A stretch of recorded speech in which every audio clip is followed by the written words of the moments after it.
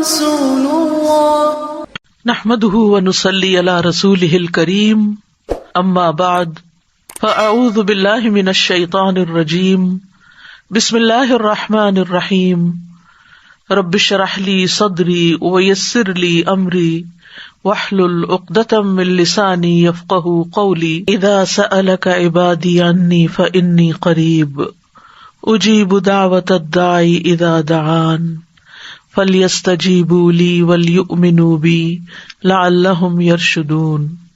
اور جب میرے بندے آپ سے میرے بارے میں سوال کریں تو کہہ دیجئے بے شک میں قریب ہوں، میں پکارنے والے کی پکار کا جواب دیتا ہوں۔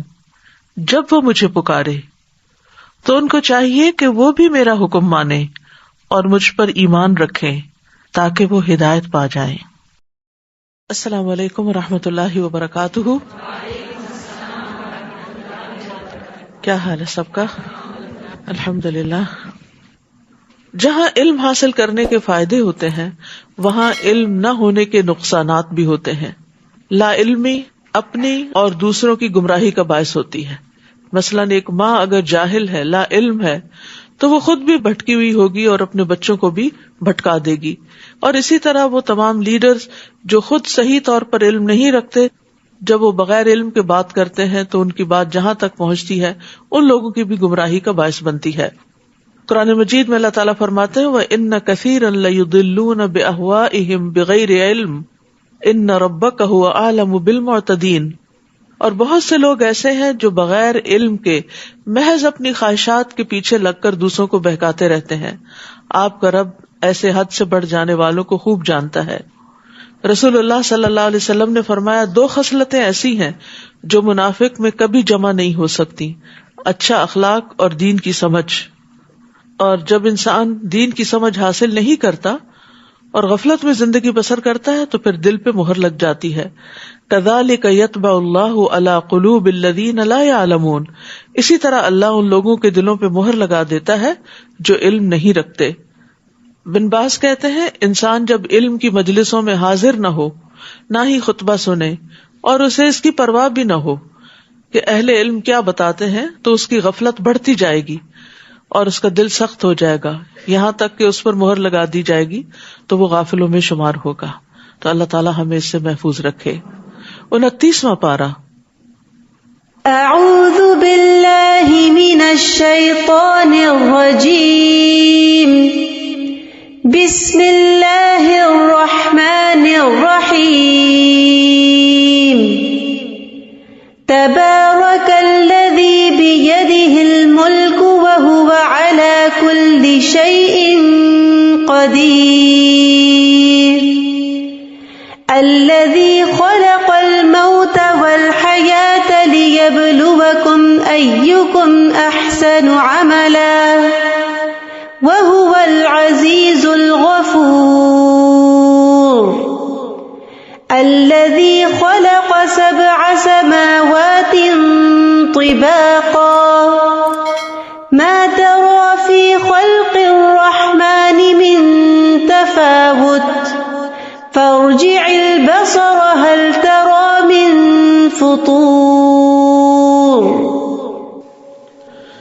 شروع کرتی ہوں اللہ کے نام سے جو بے انتہا مہربان نہایت رحم فرمانے والا ہے۔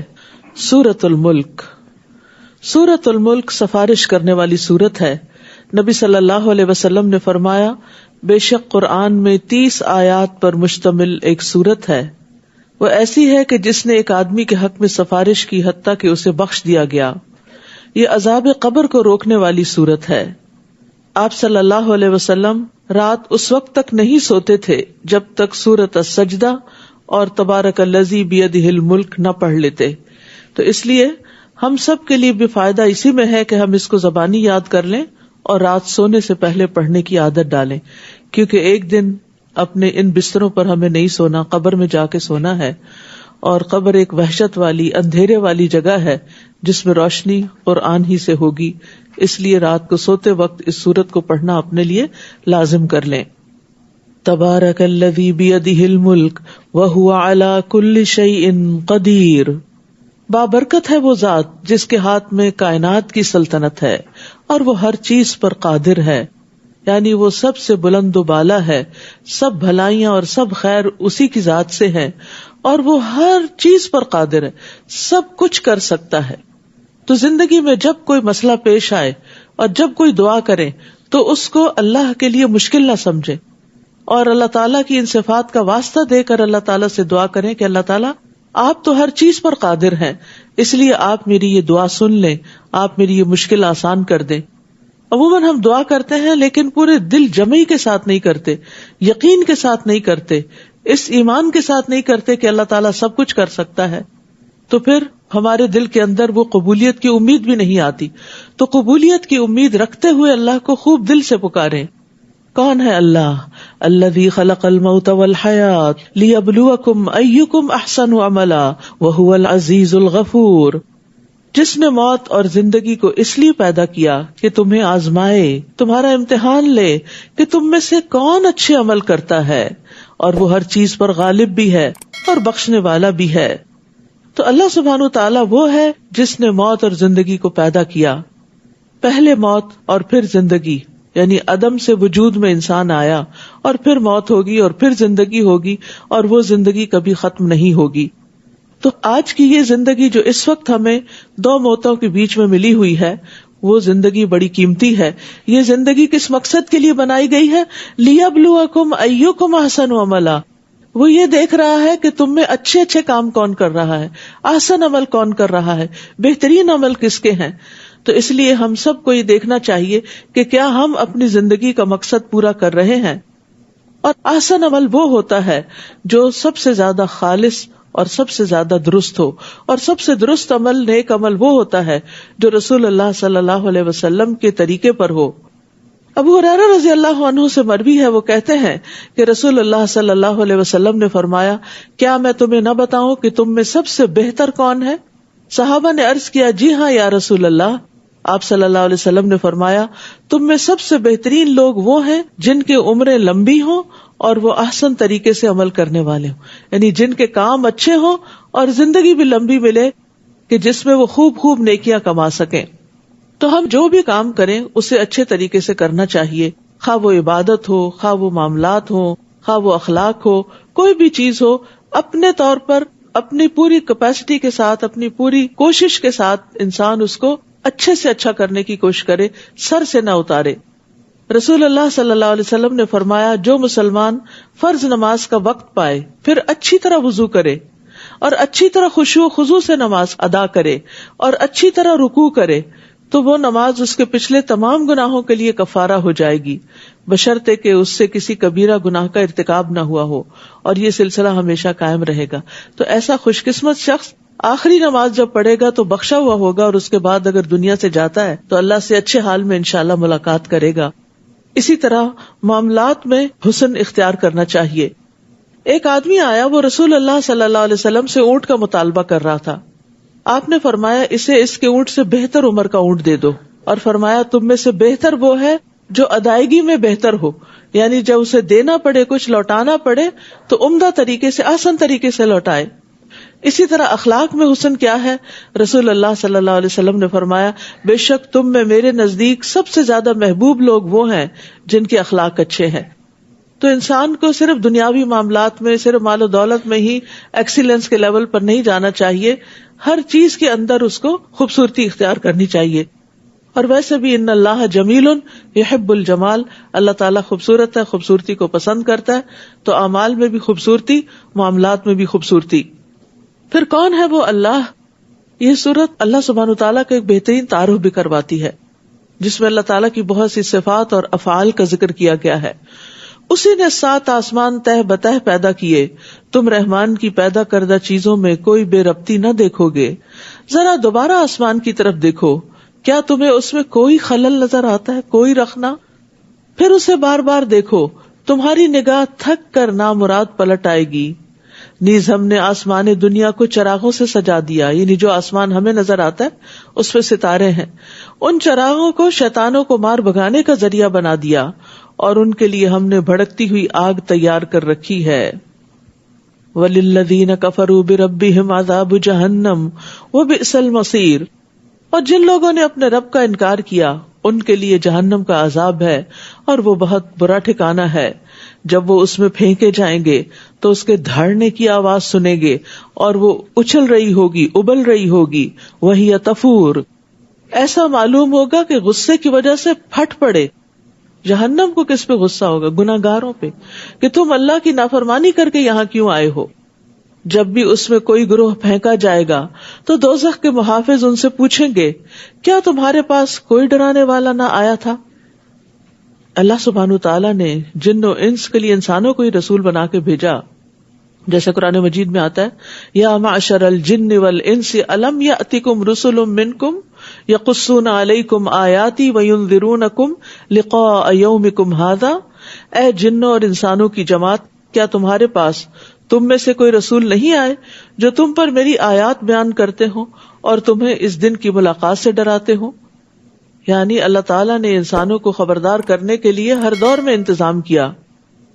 قالوا بلا قد جاءنا نذیر, وہ کہیں گے کیوں نہیں, ڈرانے والا تو ہمارے پاس آیا تھا, ہمیں بتایا گیا تھا, خبردار کیا گیا تھا, مگر ہم نے اسے جھٹلا دیا اور کہا اللہ نے تو کچھ نہیں اتارا, تم ہی بڑی گمراہی میں پڑے ہوئے ہو.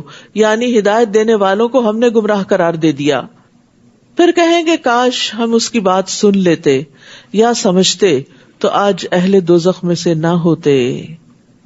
فاعترفوا بذنبہم فسحقا لاصحاب السعیر, گویا وہ اپنے گناہ کا اعتراف کر لیں گے, سو دوری ہو اہل دوزخ پر, لعنت ہو اہل دوزخ پر. تو اہل دوزخ پھر مایوس ہو جائیں گے کیونکہ کوئی ان کی بات سنی نہ جائے گی, کوئی ان کی آہ و فریاد کو پہنچنے والا نہ ہوگا.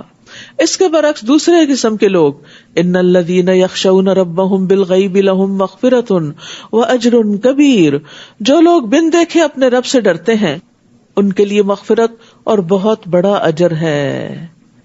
بن دیکھے یعنی اللہ سبحانہ تعالیٰ کو دیکھا نہیں انہوں نے, لیکن پھر بھی اللہ سے ڈرتے ہیں, یعنی اللہ سبحانہ تعالیٰ کے ڈر سے کام کرتے ہیں, چاہے وہ لوگوں کے سامنے ہو یا پھر وہ چھپ کر کام کر رہے ہوں.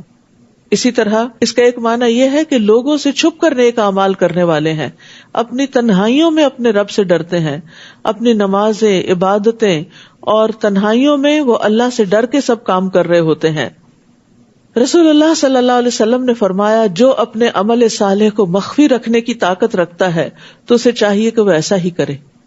یعنی جیسے صدقہ چھپا کے کرنا یا نوافل چھپ کے ادا کرنا یا ذکر کرنا, یعنی اپنی نیکیوں کا بہت پرچار نہ کرے. اپنی عبادات کو چھپانا جو ہے وہ بھی ایک بہترین عمل ہے. ایوب سختیانی ساری رات قیام کرتے رہتے اور اس کو چھپاتے تھے. جب صبح قریب آتی تو اونچی آواز میں قرآن پڑھنا شروع کر دیتے, گویا کہ انہوں نے ابھی نماز شروع کی ہے, گھر والوں کو نہیں بتاتے تھے. نبی صلی اللہ علیہ وسلم نے فرمایا, 7 طرح کے لوگوں کو اللہ اس دن اپنے سائے میں جگہ دے گا جس دن اس کے سائے کے سوا کوئی سایہ نہ ہوگا. ان میں سے ایک وہ شخص جس نے صدقہ کیا مگر اتنا چھپا کے کہ بائیں ہاتھ کو خبر بھی نہیں ہوئی کہ اس کے دائیں ہاتھ نے کیا دیا. اسی طرح تنہائی میں اللہ کی یاد میں آنسو بہانے چاہیے, یعنی اکیلے میں رونا چاہیے. بعض اوقات ہم مجلس میں ہوتے ہیں, کوئی بات ہمیں اچھی لگتی ہے, کوئی دل پہ اترتی ہے, ہماری آنکھوں میں آنسو بھی آ جاتے ہیں, یا تراویح پڑھتے ہوئے, قیام کرتے ہوئے, وہ ٹھیک ہے, اس میں بھی منع نہیں ہے. جب انسان کو رونا ہے تو اس کو رو لینا چاہیے, لیکن وہ بھی خالصتاً اللہ کے لیے ہونا چاہیے. اور اس کے علاوہ جب انسان اکیلا ہو تو اللہ کو یاد کر کے روئے, کیونکہ وہ آنسو بڑا قیمتی ہے کہ جو تنہائی میں صرف اللہ کے لیے بہایا جائے. وَأَسِرُّوا قَوْلَكُمْ أَوِ اجْهَرُوا بِهِ إِنَّهُ عَلِيمٌ بِذَاتِ الصُّدُورِ, اور تم خواہ چپکے سے بات کرو یا اونچی آواز سے, وہ تو دلوں کے راز تک جانتا ہے. أَلَا يَعْلَمُ مَنْ خَلَقَ وَهُوَ اللَّطِيفُ الْخَبِيرُ, بھلا وہ نہ جانے گا جس نے سب کو پیدا کیا, وہ تو باریک بین اور ہر چیز سے پوری طرح باخبر ہے.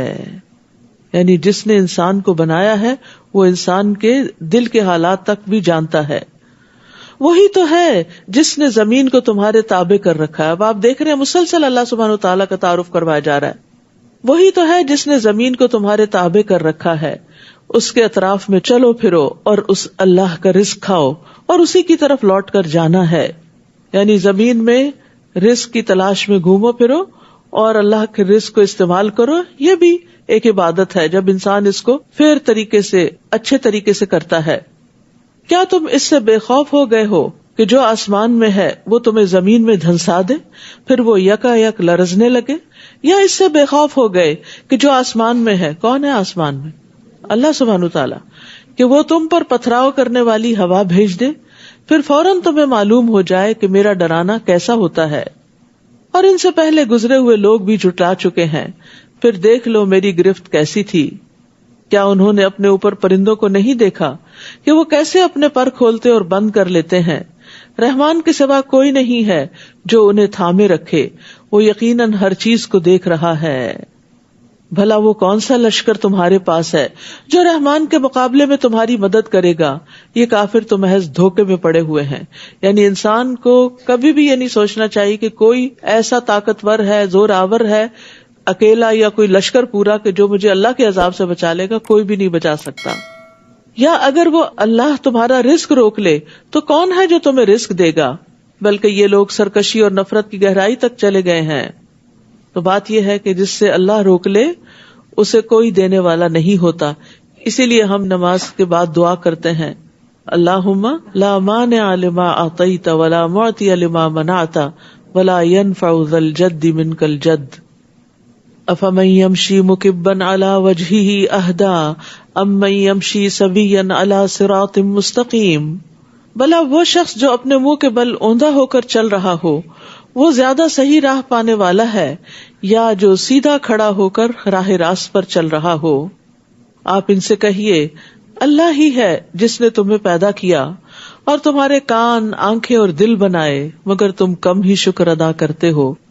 اللہ نے تو یہ آرگنز تمہیں اس لیے دیے تھے کہ تم ان کو صحیح رستے پر استعمال کرو، کیونکہ شکر جو ہے وہ صرف زبان کا نہیں ہوتا، اللہ کی دی ہوئی نعمتوں کو اللہ کی مرضی کے مطابق استعمال کرنے کے لیے ہوتا. تو ہم سب کو بھی سوچنا چاہیے کہ ہم اپنے کانوں، اپنی آنکھوں، اپنے دلوں سے کیا کام لیتے ہیں، کیا دیکھتے ہیں، کیا سنتے ہیں، کیا سوچتے ہیں. اگر وہ سب کچھ اللہ کی پسند کا ہے تو ہم نے گویا ان نعمتوں کا شکر ادا کیا، اور اگر اس کی مرضی کے خلاف ہے تو یہی ناشکری ہے. آپ کہیے، وہی تو ہے جس نے تمہیں زمین میں پھیلا دیا اور اسی کی طرف تم اکٹھے کیے جاؤ گے. اور وہ کہتے ہیں، اگر تم سچے ہو تو بتاؤ یہ وعدہ کب پورا ہوگا؟ آپ ان سے کہیے کہ اس بات کا علم تو اللہ ہی کے پاس ہے، اور میں تو بس ایک صریح ڈرانے والا ہوں. پھر جب وہ اس عذاب کو نزدیک دیکھ لیں گے تو ان کافروں کے چہرے بگڑ جائیں گے اور انہیں کہا جائے گا، یہی وہ چیز ہے جو تم مانگا کرتے تھے، یعنی دنیا میں تم کہتے تھے لے آؤ عذاب.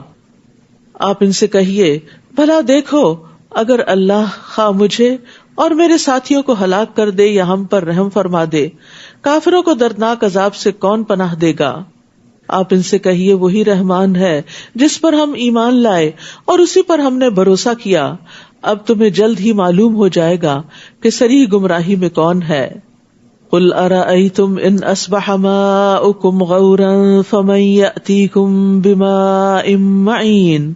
آپ ان سے پوچھئے، بھلا دیکھو اگر تمہارا پانی گہرائیوں میں اتر جائے تو کون ہے جو تمہیں بہتا ہوا پانی لا کر دے گا؟ یہ اللہ ہی ہے جو ہمارے گناہوں کے باوجود ہم سے اپنا پانی نہیں روکتا. ورنہ اگر زمین کی بالکل گہرائیوں میں پانی اتر جائے اور لاوے کے ساتھ مل کے بھاپ ہی بن جائے تو ہم کہاں سے پانی لائیں گے؟ اگر آسمان سے اللہ بارش نہ برسائے تو ہم کہاں سے پانی لائیں گے؟ لہٰذا یہ اللہ تعالیٰ کی بہت بڑی نعمت اور رحمت ہے کہ وہ ہمارے گناہوں کے باوجود ہمیں پلا رہا ہے، جس پر ہماری زندگی کا انحصار ہے. سورۃ القلم. بسم اللہ الرحمن الرحیم. نون والقلم وما يسطرون. ما أنت بنعمة ربك بمجنون وإن لك لأجرا غير ممنون وإنك لعلى خلق عظيم. شروع کرتی ہوں اللہ کے نام سے جو بے انتہا مہربان نہایت رحم فرمانے والا ہے. نون والقلم وما يسطرون. نون قسم ہے قلم کی اور اس کی جو کاتبان وحی لکھتے ہیں. اللہ سبحانہ تعالیٰ نے قلم کی قسم کھائی ہے کیونکہ اس کے ساتھ تمام الہامی کتابیں لکھی گئیں اور باقی علوم بھی اسی کے ساتھ ضبط کیے گئے. اللہ سبحانہ تعالیٰ نے قلم کو یہ شرف بھی بخشا کہ اسے اپنے ہاتھوں سے پیدا کیا. 4 چیزیں اللہ نے اپنے ہاتھ سے پیدا کی: عرش، قلم، آدم اور جنت عدن، اور پھر باقی مخلوق سے کہا کہ ہو جاؤ تو وہ بن گئی. اسی طرح ایک روایت میں آتا ہے کہ اللہ نے سب سے پہلے قلم کو پیدا کیا تو اسے اپنے دائیں ہاتھ میں پکڑا، اور اللہ کے دونوں ہاتھ دائیں ہیں. پھر اس نے دنیا کو اور دنیا میں کیے جانے والے ہر عمل اور معمول کو، نیکی و بدی اور خوش کو تر کو لکھا، اور سب چیزوں کو اپنے پاس ذکر میں شمار کر لیا، یعنی لوح محفوظ میں رکھا. یعنی اللہ تعالیٰ کا یہ علم سابق ہے، یعنی پہلے سے ہی اللہ کو پتہ. لکھنے کا مطلب کیا؟ اللہ سبحانہ و تعالیٰ کو پہلے سے ہی پتا ہے کہ میں جس مخلوق کو پیدا کروں گا اور اس کو کچھ بھی اختیار اور ارادہ دوں گا تو وہ کیا کیا کرے گی، اور مختلف چیزوں کے جو پیدا کی گئی کریشنز ان کے فنکشنز کیا ہوں گے. پھر اسی طرح انسان کا نامہ اعمال بھی لکھا جاتا ہے. رسول اللہ صلی اللہ علیہ وسلم نے فرمایا، بے شک بائیں طرف والا فرشتہ 6 گھڑیاں مسلمان خطا کرنے والے یا گناہ گار بندے سے اپنا قلم اٹھائے رکھتا ہے. تو یہ جو کرامن کاتبین ہے یہ بھی قلم سے ہی لکھتے ہیں. جب وہ کوئی گناہ کرتا ہے تو وہ روک لیتے ہیں قلم کہ شاید یہ توبہ کر لے. پھر اگر وہ شرمندہ ہو اور اللہ سے اس گناہ سے استغفار کر لے تو وہ قلم رکھ دیتا ہے، ورنہ ایک گناہ لکھ لیتا ہے. اور قلم نے ایک مرتبہ سجدہ بھی کیا تھا. ابو ہریرہ کہتے ہیں نبی صلی اللہ علیہ وسلم کے پاس سورۃ النجم لکھی گئی. جب آپ سجدے والی آیت پر پہنچے تو آپ نے سجدہ کیا، ہم نے بھی آپ کے ساتھ سجدہ کیا، اور دوات اور قلم نے بھی سجدہ کیا، یعنی وہ بھی جھک گئے. ما انت بنعمت ربک بمجنون. قلم اس بات پہ گواہ ہے، یعنی علم کی بنا پر اور علم کی روشنی میں یہ گواہی دی جاتی ہے کہ آپ اپنے رب کے فضل سے دیوانے نہیں ہیں، جیسا کہ آپ کے مخالفین آپ پر الزام لگا رہے تھے. اور یقیناً آپ کے لیے ایسا اجر ہے جس کا سلسلہ کبھی منقطع ہونے والا نہیں. یعنی آپ کا اجر، آپ نے جو بھی اعمال کیے ان کا سلسلہ مرنے کے بعد ختم نہیں ہوا، کیونکہ قرآن سارے کا سارا آپ کے ذریعے ہم تک پہنچا. ہم قرآن مجید میں سے ایک حرف بھی پڑھتے ہیں تو اس کی اگر 10 نیکیاں ہمیں ملتی ہیں تو اس کی نیکیاں نبی صلی اللہ علیہ وسلم کو بھی ملتی. تو امت میں سے جتنے بھی لوگ ہیں جو بھی قرآن پڑھتا ہے، دن کو یا رات کو، دیکھ کے یا زبانی، کچھ حصہ نمازوں میں یا بغیر نماز کے، اس سارے پڑھنے کا ثواب نبی صلی اللہ علیہ وسلم کو جاتا ہے. اسی طرح اس قرآن کے جو احکامات پر ہم عمل کرتے ہیں، مثلا یہ کہتا ہے نماز پڑھو تو ہم نماز پڑھتے ہیں، اس کا اجر بھی نبی صلی اللہ علیہ وسلم کو جاتا ہے، کیونکہ آپ کے ذریعے ہی ہمیں ملا. پھر اسی طرح آپ کی احادیث ہیں، پھر اسی طرح آپ کی سیرت ہے کہ آپ کی سیرت سے انسپائر ہو کے ہم جو کچھ کرتے ہیں وہ سب اجر بھی آپ کو جاتا ہے. تو ان لک لاجرا غیر ممنون، آپ کے اجر کا وہ سلسلہ ہے جسے کبھی ختم ہونا ہی نہیں. اور آپ یقیناً اخلاق کے بڑے بلند مرتبے پر فائز ہیں. اور آپ کا اخلاق بھی کیا تھا؟ قرآن تھا. آپ صلی اللہ علیہ وسلم نے فرمایا مجھے اچھے اخلاق کی تکمیل کے لیے بھیجا گیا، اور آپ کے اچھے اخلاق کی گواہی آپ کے گھر والوں نے دی. حضرت عائشہ کہتی ہیں کہ آپ صلی اللہ علیہ وسلم کا اپنے گھر والوں کے ساتھ اخلاق بہت بہترین تھا. آپ سب سے زیادہ اچھے اخلاق والے تھے. آپ کوئی بےہودہ کام یا فحش گفتگو کرنے والے نہ تھے، نہ ہی بازاروں میں شور و غل کرنے والے، نہ برائی کا بدلہ برائی سے دیتے تھے، بلکہ معاف کرتے اور درگزر فرماتے تھے. تو یہ اچھے اخلاق کی علامات ہیں جو حضرت عائشہ سے بیان ہوئی ہیں. اچھا اخلاق جو ہے وہ ایمان کی تکمیل کرتا ہے. مومنوں میں سب سے زیادہ کامل ایمان والے وہ مومن ہوتے ہیں جن کا اخلاق اچھا ہوتا ہے. اسی طرح اسلام کی خوبصورتی جو ہے وہ اچھے اخلاق کے ساتھ ہے. میزان میں سب سے بھاری نیکی عمدہ اخلاق ہے، اور جنت میں خوبصورت گھر اس کا ہے کہ جو اپنے اخلاق کو عمدہ بنا لے. فَسَتُبْصِرُ وَيُبْصِرُونَ بِأَيِّكُمُ الْمَفْتُونَ. ان قریب آپ بھی دیکھ لیں گے اور وہ بھی دیکھ لیں گے کہ تم میں سے کون جنون میں مبتلا ہے. بلا شبہ آپ کا رب خوب جانتا ہے کہ کون اس کی راہ بھول گیا ہے اور کون سیدھے راستے پر ہے. لہٰذا آپ ان جھٹلانے والوں کی بات نہ مانیے. وہ تو چاہتے ہیں کہ آپ نرم رویہ اختیار کریں تو وہ بھی نرم ہو جائیں.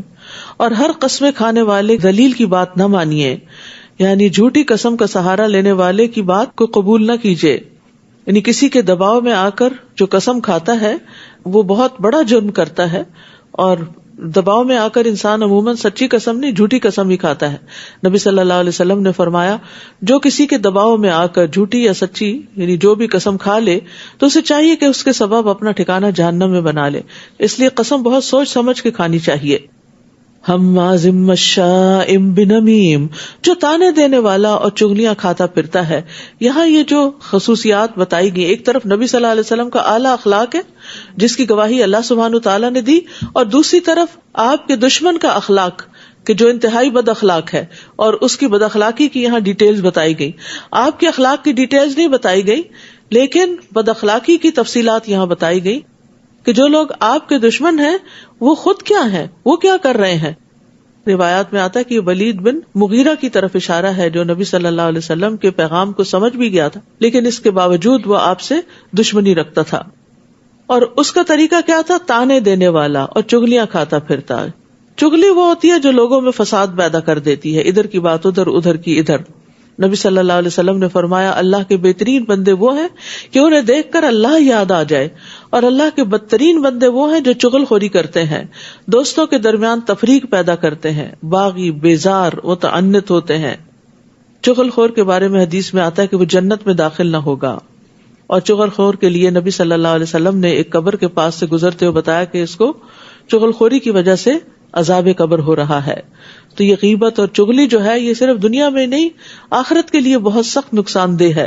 دنیا میں بھی فساد پیدا ہو جاتا ہے اور بہت سی خیر سے محروم ہو جاتا ہے، لیکن یہ آخرت کے اعتبار سے بہت ہی نقصان دہ چیزیں ہیں، ان سے بچنا چاہیے. بھلائی سے ہر دم روکنے والا، حد سے بڑھنے والا، گناہگار ہے، سخت مزاج ہے، اور ان باتوں کے علاوہ بد اصل بھی ہے، اس بنا پر کہ وہ مالدار ہے اور بیٹوں والا ہے. یعنی اس کے اس تکبر اور بد اخلاقی کی بنیادی وجہ کیا ہے کہ وہ مال اور اولاد پا کر اوور کانفیڈنٹ ہو گیا ہے کہ میں اللہ کا بڑا پسندیدہ ہوں. عموماً یہی ہوتا ہے کہ جس شخص کے پاس مال آ جاتا ہے اس کے اندر عجب طرح کی نخوت پیدا ہو جاتی، ایک تکبر سا آ جاتا ہے اس کے رویے میں، اور وہ دوسروں کو حقیر سمجھنے لگتا ہے. تو یہاں پر آخر میں یہی بات کی گئی کہ اس بنا پر یہ ساری چیزیں کر رہا ہے. ہونا تو یہ چاہیے تھا کہ جس رب نے مال اور اولاد دی ہے اس کا شکر ادا کرتا اور اللہ کے آگے اور ہمبل ہو جاتا. بعض روایت میں آتا ہے 9 اور بعض میں آتا ہے 13 بیٹے تھے اس کے. جس کے اتنے بیٹے ہوں اور پھر یہ کہ وہ سردار بھی ہو اور مال کی بھی کثرت ہو اور پھر وہ سارے کمانے والے بھی ہوں، تو ایسے شخص کے اندر پھر اس طرح کی باتیں آ جانا کچھ بعید بھی نہیں، لیکن یہ کوئی جسٹیفیکیشن بھی نہیں کہ چونکہ یہ سب کچھ ملا ہوا تو اس لیے اب ہمیں ایسا رویہ اختیار کرنے کی کھلی چھٹی مل گئی کہ ہم جس پہ چاہیں ظلم ڈھائیں. تو اس سے انسان کو بچنا چاہیے. اکھڑ مزاج انسان جو ہے وہ جہنم کی نظر ہوگا. نبی صلی اللہ علیہ وسلم نے فرمایا کیا میں تمہیں اہل جہنم کے متعلق نہ بتاؤں؟ فرمایا ہر اکھڑ مزاج، کینہ پرور اور متکبر. اکھڑ مزاج کا مطلب کیا ہے کہ ذرا سی آپ بات کرے تو فوراً آپ پہ برس پڑے، چھوٹی سی بات سے اس کا غصہ ٹریگر ہو جائے اور بد تہذیبی سے بات کرے، بد اخلاقی سے بات کرے. جب اس پر ہماری آیات پڑھی جاتی ہیں تو کہہ دیتا ہے یہ تو پہلے لوگوں کی داستانیں ہیں، جلد ہی ہم اس کی لمبوتری ناک پر داغ لگائیں گے. ہم نے انہیں ایسے ہی آزمایا ہے جیسے باغ والوں کو آزمایا تھا، یعنی اہل مکہ کی آزمائش. جب انہوں نے قسمیں کھائیں کہ وہ صبح دم ہی باغ کا پھل توڑ لیں گے. یہ واقعہ ہے ایک نیک انسان کی اولاد کا کہ جو خود نیک تھا، خدا ترس تھا، اور اپنی زندگی میں جو بھی اس کے باغ کی آمدنی ہوتی تھی اس میں سے غریب اور مسکینوں کا ایک بڑا حصہ نکالتا تھا. لیکن جب وہ فوت ہو گیا تو بچوں نے کہا کہ ہمارا باپ تو بہت ناسمجھ تھا اور وہ مال جو ہے وہ اوروں میں بانٹ دیتا تھا، ہمارے تو اپنے خرچے پورے نہیں ہوتے، اس لیے ہم مسکینوں سے چھپ کے راتوں رات اپنے باغ کا پھل توڑ لیں گے تاکہ ہمیں کسی کو ایک دانہ بھی دینا نہ پڑے. اور وہ کوئی استثناء نہیں کر رہے تھے. پھر آپ کے رب کی طرف سے ایک آفت اس باغ پر پھر گئی جبکہ وہ ابھی سوئے ہوئے تھے، اور باغ یوں ہو گیا جیسے کٹی ہوئی کھیتی ہو. وہ صبح دم ایک دوسرے کو پکارنے لگے کہ اگر تمہیں پھل توڑنا ہے تو سویرے سویرے اپنی کھیتی کی طرف نکل چلو. پھر وہ چل کھڑے ہوئے اور آپس میں چپکے چپکے کہہ رہے تھے آج کوئی مسکین تمہارے پاس نہیں آئے گا. اور وہ صبح سویرے ہی لپکتے ہوئے وہاں جا پہنچے جیسے کہ وہ پھل توڑنے کی پوری قدرت رکھتے ہوں. پھر جب انہوں نے باغ کی طرف دیکھا تو کہنے لگے یقیناً ہم تو راستہ بھول گئے. پھر غور سے دیکھا تو کہنے لگے بلکہ ہمارے تو نصیب ہی پھوٹ گئے. یہ کیا ہوا؟ سارا باغ ہی جل گیا. ان میں سے بہتر نے کہا، یعنی جو ذرا سمجھدار تھا، میں نے تمہیں کہا نہ تھا کہ تم تسبیح کیوں نہیں کرتے؟ وہ فوراً کہنے لگے سبحان ربنا انا کنا ظالمین، پاک ہے ہمارا رب، ہم ہی ظالم تھے. فاقبل بعضهم على بعض يتلاومون، پھر وہ ایک دوسرے کی طرف متوجہ ہو کر آپس میں ملامت کرنے لگے. بولے ہائے افسوس، ہم بھی سرکش ہو گئے تھے. کچھ بعید نہیں ہمارا رب ہمیں اس کے بدلے میں اس سے اچھا باغ عطا فرمائے. ہم اپنے رب کی طرف راغب ہوتے ہیں. ایسا ہوتا ہے عذاب، اور آخرت کا عذاب تو اس سے بھی بڑا ہے، کاش یہ لوگ جان لیتے. اس واقعے میں دو بڑے اہم سبق ہیں سیکھنے کے. ایک یہ کہ بری نیت رکھنے سے بھی انسان کو بعض اوقات سزا مل جاتی ہے. یہاں ان کا ارادہ برا تھا، ان کی نیت خراب ہوئی تھی. ابھی انہوں نے کیا کچھ نہیں تھا کہ پھل توڑ کے گھر نہیں لائے تھے، لیکن صرف نیت کی تھی کہ ہم ایسا اور ایسا غلط کام کریں گے. اللہ نے اس بری نیت پر ان کو پکڑ لیا.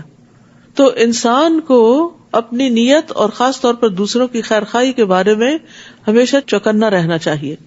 بعض اوقات انسان اپنے دل میں بدگمانی پال لیتا ہے، بعض اوقات ایسی چیزوں کو جما لیتا ہے جس کی کوئی بنیاد ہی نہیں ہوتی، دوسرے کے بارے میں ایک منفی سوچ پیدا کر کے اسی پر ہی اپنے عمل اور رویے کو قائم کر لیتا ہے. تو اس سے بھی بچنا چاہیے، کیونکہ اس سے بھی زندگی میں مشکلات ہو سکتی. دوسرے آپ کے خلاف اسی طرح کی بدگمانیاں رکھ سکتے ہیں. دوسرا اہم سبق کہ جب ان کے باغ کو نقصان ہوا اور دیکھا انہوں نے تو اپنی غلطی مان گئے. یہ ان کی اچھی خوبی تھی، اور ایک مومن کے اندر یہی خوبی ہونی چاہیے کہ لا الہ الا انت سبحانک، اللہ آپ سے ناراض نہیں، ہم آپ پاک ہیں. ورنہ عموماً جب کوئی نقصان ہوتا ہے تو ہم کیا کہتے ہیں، میرے ساتھ یہ کیوں ہوا، یعنی دوسرے لفظوں میں نعوذ باللہ اللہ نے میرے ساتھ زیادتی کی. یہاں انہوں نے اللہ تعالیٰ کو بلیم نہیں کیا، کہا سبحان ربنا انا کنا ظالمین.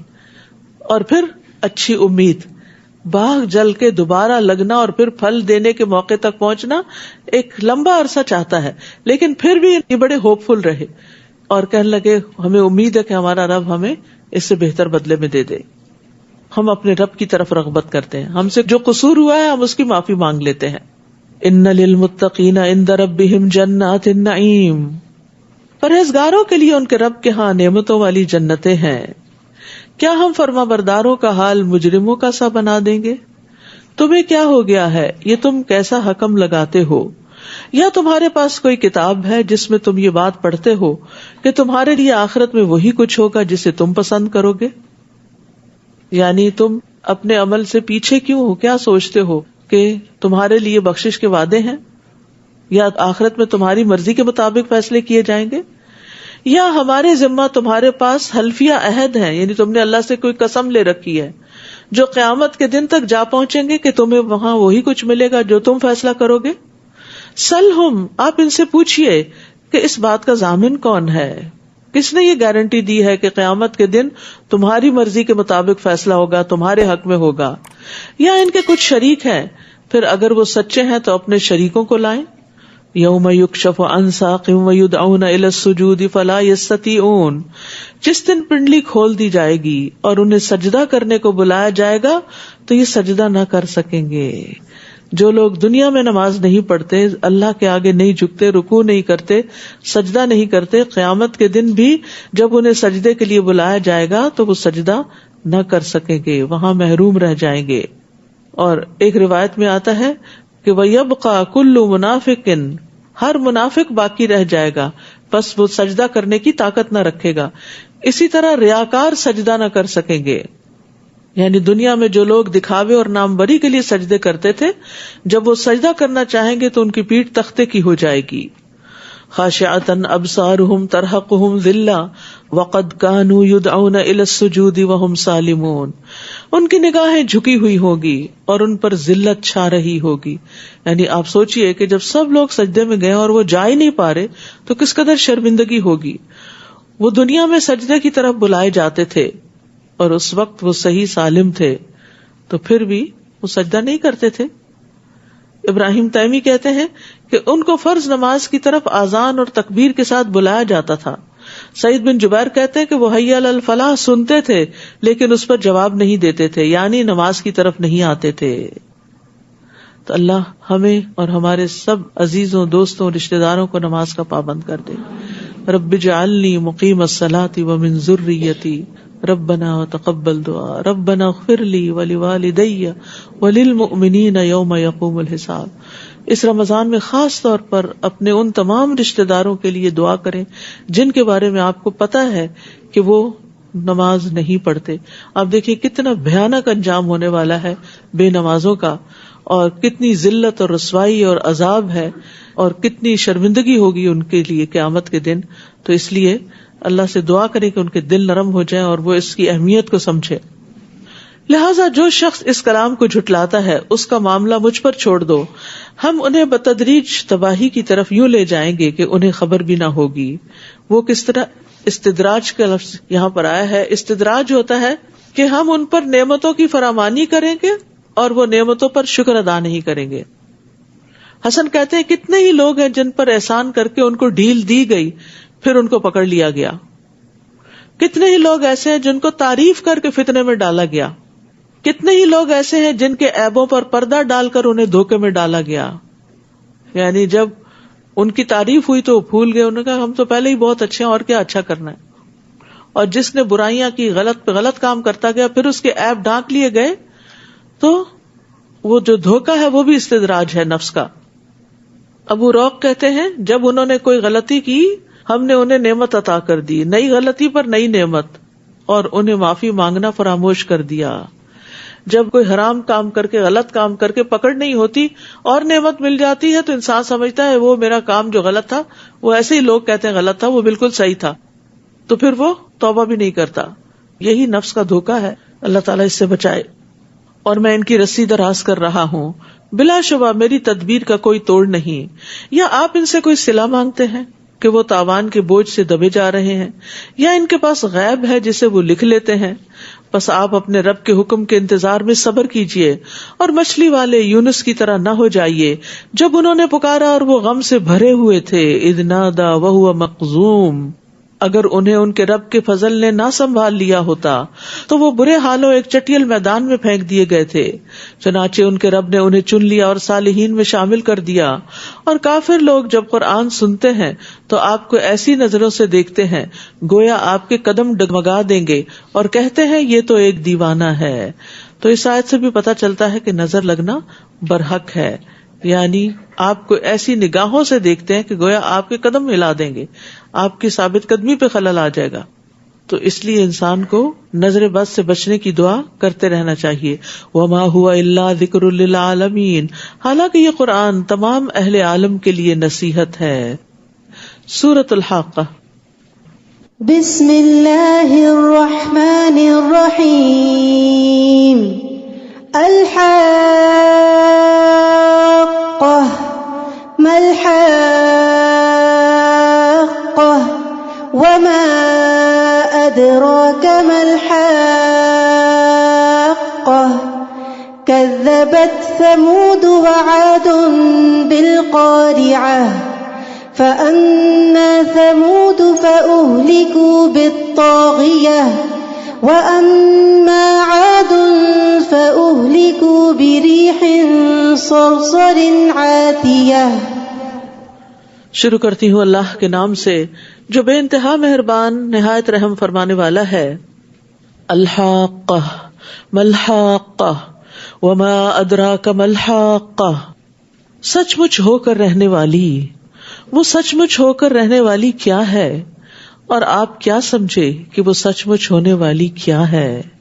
اشارہ ہے قیامت کی طرف. یہ قیامت کے ناموں میں سے ایک نام ہے. اور قیامت کیا ہے؟ فیصلوں کا دن ہے. اگلے پچھلے سارے لوگ ایک مقررہ دن میں جمع ہوں گے. اس دن آنکھیں پھٹی ہوئی ہوں گی، لوگ اپنے مقدموں کے فیصلے کا انتظار کر رہے ہوں گے. لیکن پچھلی تمام قوموں نے اس کو جھٹلا دیا. کذبت ثمود وعاد بالقارعہ. قوم سمود اور عاد نے کھڑکھڑانے والی قیامت کو جھٹلایا تھا.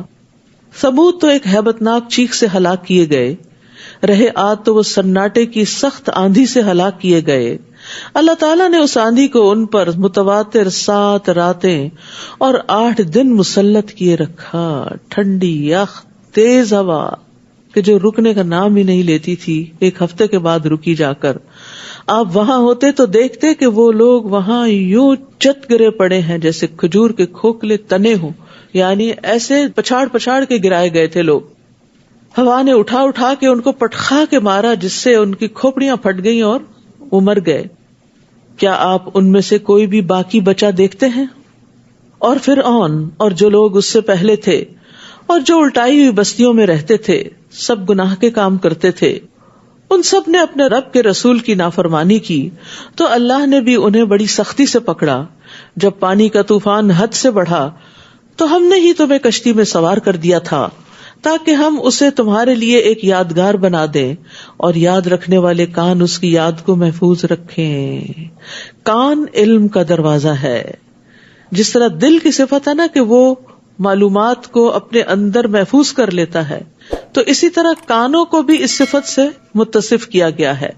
اذن واعیہ، قلب واعن عربی میں کہا جاتا ہے قلب واعن و اذن واعیہ، یاد رکھنے والا دل اور یاد رکھنے والا کان، کیونکہ کان کا براہ راست تعلق دل کے ساتھ ہے.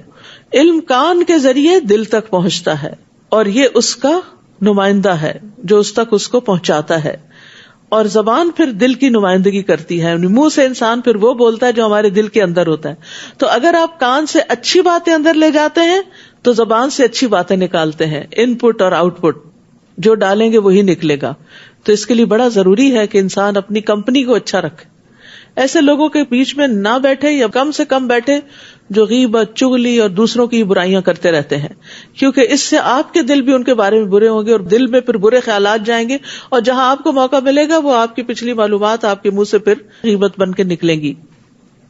فَإِذَا نُفِخَ فِي الصُّورِ نَفْخَةٌ وَاحِدَةٌ، پھر جب سور میں ایک دفعہ پھونک مار دی جائے گی اور زمین اور پہاڑوں کو اٹھا کر ایک ہی چوٹ میں ریزہ ریزہ کر دیا جائے گا.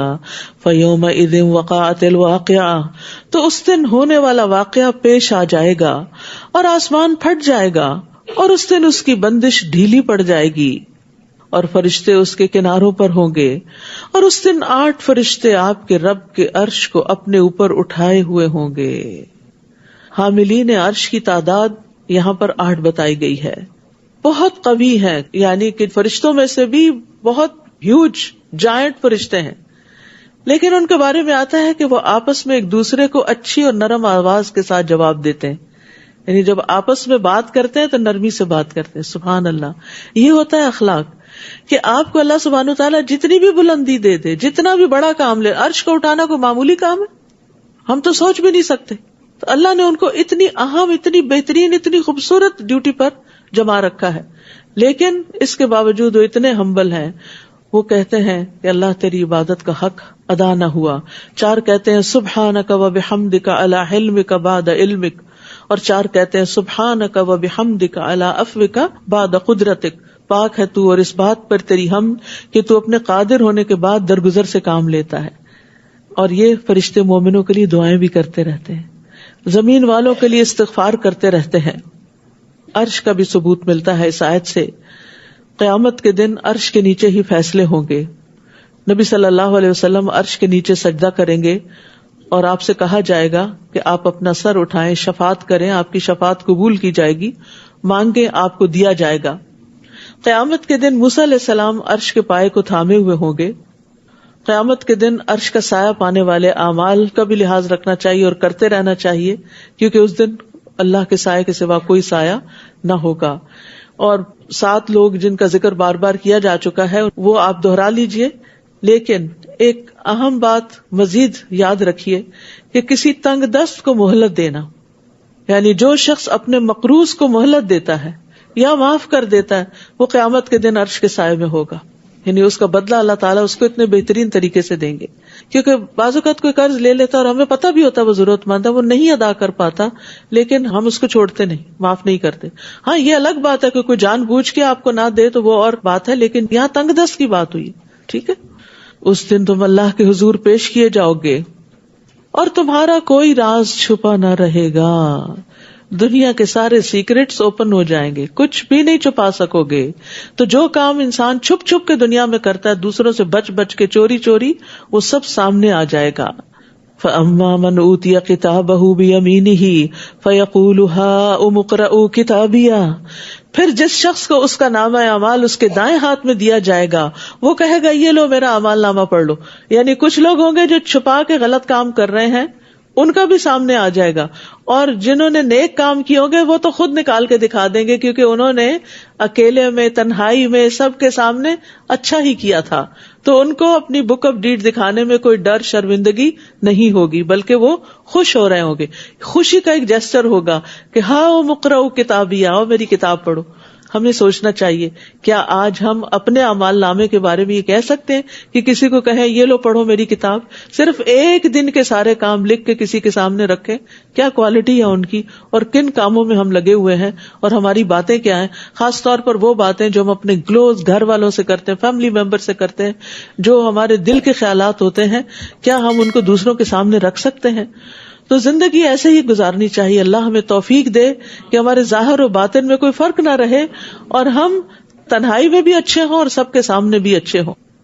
مومن کہے گا انی ظننت انی ملاق حسابیہ، مجھے یقین تھا کہ مجھے اپنا حساب ملنے والا ہے، مجھے یقین تھا یہ نامہ اعمال سامنے آنے والا ہے. تو عقل مند انسان جو ہے وہ یوم حساب سے بے خوف نہیں ہوتا، اعمال ناموں کے ملنے سے بے خوف نہیں ہوتا. اور جیسے جیسے انسان کے اندر ایمان بڑھتا ہے، اس کا مرتبہ بلند ہوتا ہے، اسے اپنے نفس کی کوتاہیاں بہت محسوس ہونے لگتی، اس کو اپنی غلطیاں بہت نظر آنے لگتی ہیں. تو عقل مند کے لیے تو اتنا خوف بھی کافی ہے جو اس کو عمل پہ آمادہ کر دے، اپنی اصلاح پہ آمادہ کر دے. فَهُوَ فِي عِيشَةٍ رَاضِيَةٍ فِي جَنَّةٍ عَالِيَةٍ، پس وہ دل پسند عیش میں ہوگا، عالی مقام جنت میں ہوگا، جس کے پھلوں کے گچھے جھک رہے ہوں گے. انہیں کہا جائے گا گزشتہ ایام میں جو عمل تم کر چکے ہو اس کے بدلے اب مزے سے کھاؤ پیو، جو تم کر چکے ہو اس کے بدلے میں. تو اپنے ہی اعمال ہوں گے جو وہاں پر نعمتوں کی شکل میں سامنے آئیں گے. مگر جسے نامہ اعمال اس کے بائیں ہاتھ میں دیا جائے گا وہ کہے گا کاش مجھے میرا نامہ اعمال دیا ہی نہ جاتا، اور مجھے یہ معلوم ہی نہ ہوتا کہ میرا حساب کیا ہے. کاش موت ہی فیصلہ چکا دیتی، میرا مال بھی میرے کسی کام نہ آیا. میں ساری زندگی مال کے پیچھے بھاگتا رہا، آج میرا مال میرے کام نہیں آیا، اور میری حکومت بھی برباد ہو گئی. حکم ہوگا اسے پکڑ لو اور گردن میں توق پہنا دو. یعنی دنیا کی وہ ساری جاہ اور منصب اور وہ تمام چیزیں، عہدے اور نام اور بڑی بڑی شخصیتیں وہاں کسی کام نہیں آئیں گی. پھر اسے جہنم میں جھونک دو، پھر اسے 70 گز لمبی زنجیر میں جکڑ دو. استغفر اللہ. یعنی جہنم کی آگ اور اوپر سے زنجیروں میں باندھا ہوا انسان کے ہل بھی نہ سکے.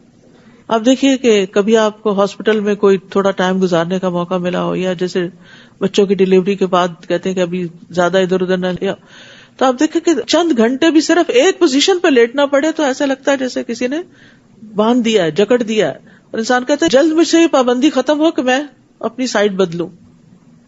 تو کہاں وہ جہنم میں زنجیروں سے بندھے ہوئے، اور وہ بھی آگ کے اندر.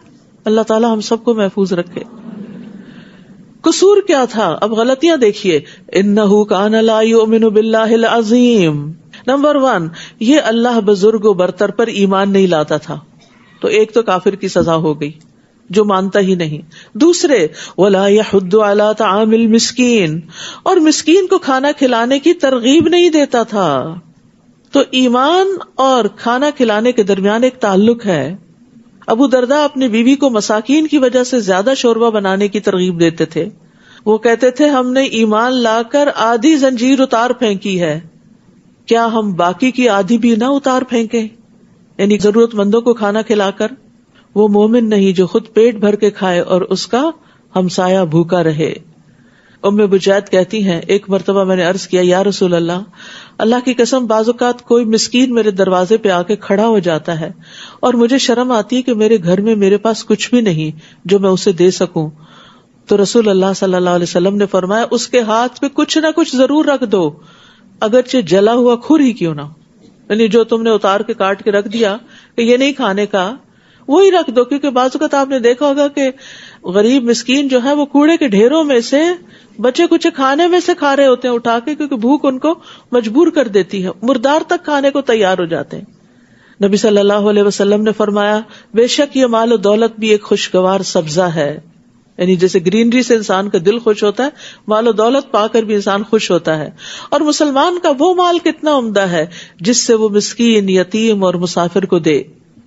مسکین پہ دروازہ بند کرنے پر اللہ کی رحمت کا دروازہ بند ہوتا ہے. ابو شماخ ازدی اپنے چچا کے بیٹے سے روایت کرتے ہیں جو اصحاب النبی صلی اللہ علیہ وسلم میں سے تھے کہ وہ معاویہ کے پاس داخل ہوئے، پھر کہا میں نے رسول اللہ صلی اللہ علیہ وسلم کو فرماتے ہوئے سنا جو مسلمانوں کے امور کا ذمہ دار بنے پھر وہ اپنا دروازہ مسکینوں، مظلوموں اور ضرورت مندوں کے سامنے بند کر لے تو اللہ تبارک و تعالیٰ بھی اپنی رحمت کے دروازے اس کی ضرورت اور اس کے فقر کے سامنے بند کر دے گا، خاص طور پر مجبوری کی حالت میں جب وہ سب سے زیادہ اس کا ضرورت مند ہوگا. تو اگر ہم چاہتے ہیں کہ ہمارے لیے رحمت کے دروازے کھلیں تو ہمیں اپنے دل، اپنے دروازے خیر کے کاموں کے لیے کھول دینے چاہیے. لہٰذا آج اس کا کوئی غمخوار دوست نہ ہوگا، کیونکہ خود غرض لوگوں کا کوئی دوست نہیں ہوتا. وہ صرف اپنے مزوں میں جیتے ہیں، صرف اپنا فائدہ سوچتے ہیں، وہ دوسروں کے لیے کچھ نہیں کرتے، لہٰذا ان کو بھی کوئی کام نہیں آئے گا. اور زخموں کے دھون کے سوا اسے کچھ کھانے کو بھی نہیں ملے گا. استغفر اللہ. اور پھر اس کا ایک قصور کیا تھا، وَكُنَّا نَخُوضُ مَعَ الْخَائِضِينَ، کہ ہم بحثیں کرنے والوں کے ساتھ مل کے بحثیں کیا کرتے تھے. لا يأكله الا الخاطئون، جسے گناہگاروں کے سوا کوئی نہیں کھاتا. فلا اقسم بما تبصرون، پس میں ان چیزوں کی بھی قسم کھاتا ہوں جو تم دیکھتے ہو اور ان کی بھی جو تم نہیں دیکھتے.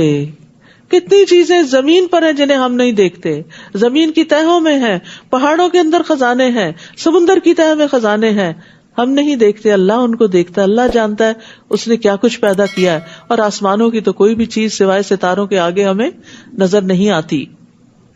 اتنی بڑی بڑی چیزوں کی قسم کھا کے اللہ تعالیٰ فرماتے ہیں انہ لقول رسول کریم، بے شک یہ قرآن ایک معزز رسول کی زبان سے نکلا ہے، یہ کسی شاعر کا قول نہیں مگر تم کم ہی ایمان لاتے ہو، اور نہ ہی یہ کسی کاہن کا قول ہے مگر تم لوگ کم ہی غور کرتے ہو، یہ تو رب العالمین کی طرف سے نازل شدہ ہے.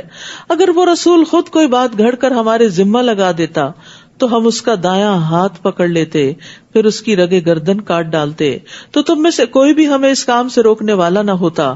یہ تو یقیناً پرہیزگاروں کے لیے ایک نصیحت ہے، اور ہم خوب جانتے ہیں کہ تم میں سے کچھ لوگ جھٹلانے والے ہیں، اور بلا شبہ یہ کافروں کے لیے باعث حسرت ہے، اور یقیناً یہ بالکل حق ہے. پس اے نبی صلی اللہ علیہ وسلم فسبح بسم ربک العظیم، اپنے رب کے نام کی تسبیح کیجئے جو بڑا عظیم ہے، عظمت والا ہے. سبحان ربی. سورۃ المعارج. بسم اللہ الرحمن الرحیم. سأل سائل بعذاب واقع للكافرین لیس له دافع من اللہ ذی المعارج. تعرج الملائکة والروح الیہ فی یوم كان مقداره 50,000 سنة فاصبر صبرا جمیلا. شروع کرتی ہوں اللہ کے نام سے جو بے انتہا مہربان نہایت رحم فرمانے والا ہے. سأل سائل بعذاب واقع، کسی طلب کرنے والے نے اس عذاب کا مطالبہ کیا جو واقع ہو کر رہے گا، جسے کافروں سے کوئی ٹالنے والا نہیں. یہ عذاب اللہ کی طرف سے آئے گا جو بلندیوں کا مالک ہے. بلند ہونے کے اعتبار سے اللہ تعالیٰ کے کچھ اور نام بھی ہیں جیسے الاعلی، العلی، المتعال، ذو المعارج. اللہ تعالیٰ ہر اعتبار سے بلند ہے، ذات کے اعتبار سے بلند ہے، عرش پر بلند ہے، صفات کے اعتبار سے بلند ہے، قہر اور غلبے کے اعتبار سے بلند ہے. وہ اپنی تمام مخلوق سے بلند اور اونچا ہے. تو اللہ تعالیٰ کے بلند ہونے کو تسلیم کرنا ایمان کی علامت ہے. تعرج الملائکۃ والروح الیہ فی یوم کان مقدارہ 50,000 سنہ، جس کی طرف روح اور فرشتے ایک دن میں چڑھتے ہیں جس کی مقدار 50,000 سال ہے. یعنی اگر انسان چڑھنا چاہے تو 50,000 سال لگے، لیکن جبریل امین اور فرشتے ایک دن میں ہی آ جا لیتے ہیں. فاصبر صبرا جمیلا، پس اے نبی آپ صبر کیجئے صبر جمیل. یعنی اگر یہ عذاب جلدی مانگتے ہیں اور آ نہیں رہا تو لوگ سمجھتے ہیں کہ یہ ہو کیوں نہیں گیا. اگر اللہ تعالیٰ ہے کہیں تو پھر تو یہ کام ہو ہی جانا چاہیے تھا، مظلوم کی مدد ہو جانی چاہیے تھی، بچوں پہ جو ظلم ہوتا ہے ان کی مدد ہو جانی چاہیے تھی، وغیرہ وغیرہ. لیکن اللہ سبحانہ تعالیٰ کے ہاں جو فیصلے ہیں وہ اس طرح نہیں جیسے ہم سوچتے ہیں یا جس طرح ہم کرتے ہیں. اس کے ہاں ہر کام کا ایک مقصد ہے، اس کے پیچھے ایک غرض ہے اور اس کا ایک وقت ہے. اللہ تعالیٰ نے ہر چیز کا ایک اندازہ مقرر کر رکھا ہے کہ کون سا کام کب ہوگا، وہ ہماری سوچ کے مطابق نہیں. اور یہاں نبی صلی اللہ علیہ وسلم کو حکم دیا جا رہا ہے کہ آپ صبر جمیل سے کام لیجئے. یعنی یہ اگر عذاب جلدی مانگتے ہیں تو آپ جلدی نہ کیجئے، آپ انتظار کیجئے. انہم یرونہ بعیدا، یہ لوگ اسے بہت دور دیکھ رہے ہیں. ونراہ قریبا، مگر ہم اسے قریب دیکھتے ہیں. وہ عذاب کب آئے گا؟ یعنی قیامت قریب ہی ہے. اقتربت الساعہ یوم تکون السماء کالمہل، جس دن آسمان پگھلے ہوئے تانبے کی طرح ہو جائے گا. اس دن انسان کو دنیا کی لمبی زندگی، ہزاروں سال کی زندگی، دن یا دن کا کچھ حصہ لگے گی.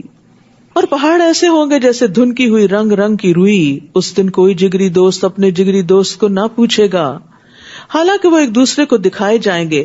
مجرم یہ چاہے گا کہ اس دن کے عذاب سے بچنے کے لیے اپنے بیٹوں کو فدیے کے طور پر دے دے، اپنی اولاد کو قربان کر دے کہ اسے جہنم سے بچایا جائے، اور اپنی بیوی کو اور اپنے بھائی کو. بیٹے سب سے زیادہ پیارے ہوتے ہیں، ان کا نام سب سے پہلے لیا گیا، پھر بیوی، پھر اس کے بعد بہن بھائی.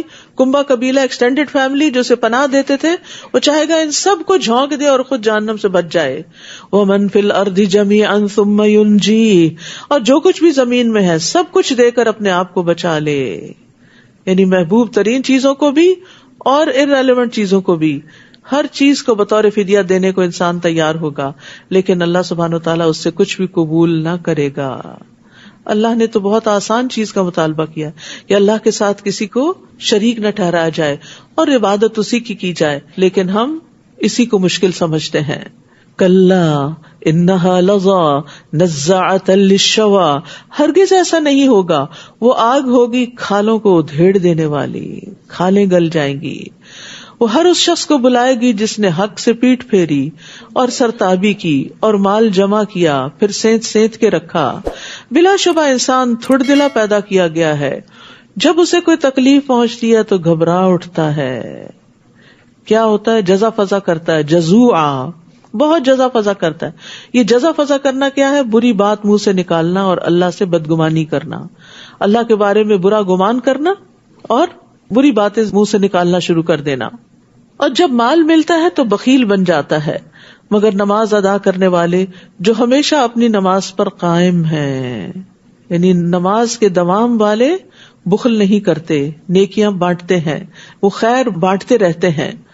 جیسے سلام کرنا، اسمائل کرنا، دوسرے کا حال پوچھنا، دوسرے کی خیر خواہی کرنا، اسے اچھی نصیحت کرنا. تو نمازیوں کے اندر بری باتیں کرنے کی بجائے خیر کی باتیں کرنے کا رجحان ہوتا ہے. وہ دنیا کے مصائب سے گھبراتے نہیں، اس لیے وہ مال سے بھی بخل نہیں کرتے. وہ یہ نہیں سوچتے ہمارا کیا بنے گا، انہیں ہے کہ اللہ ہے وہ اور دے دے گا، ابھی تو دوسرے ضرورت مند کی ضرورت پوری کی جائے.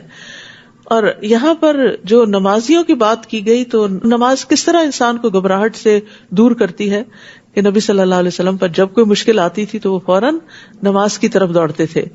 تو گھبراہٹ اور نماز اور پریشانی اور نماز کا بڑا گہرا تعلق ہے. آپ بھی یہ تجربہ کر کے دیکھیے کہ جس وقت کوئی چیز مشکل لگ رہی ہو اور جس وقت کوئی چیز پریشان کرے تو نماز کی طرف رجوع کریں.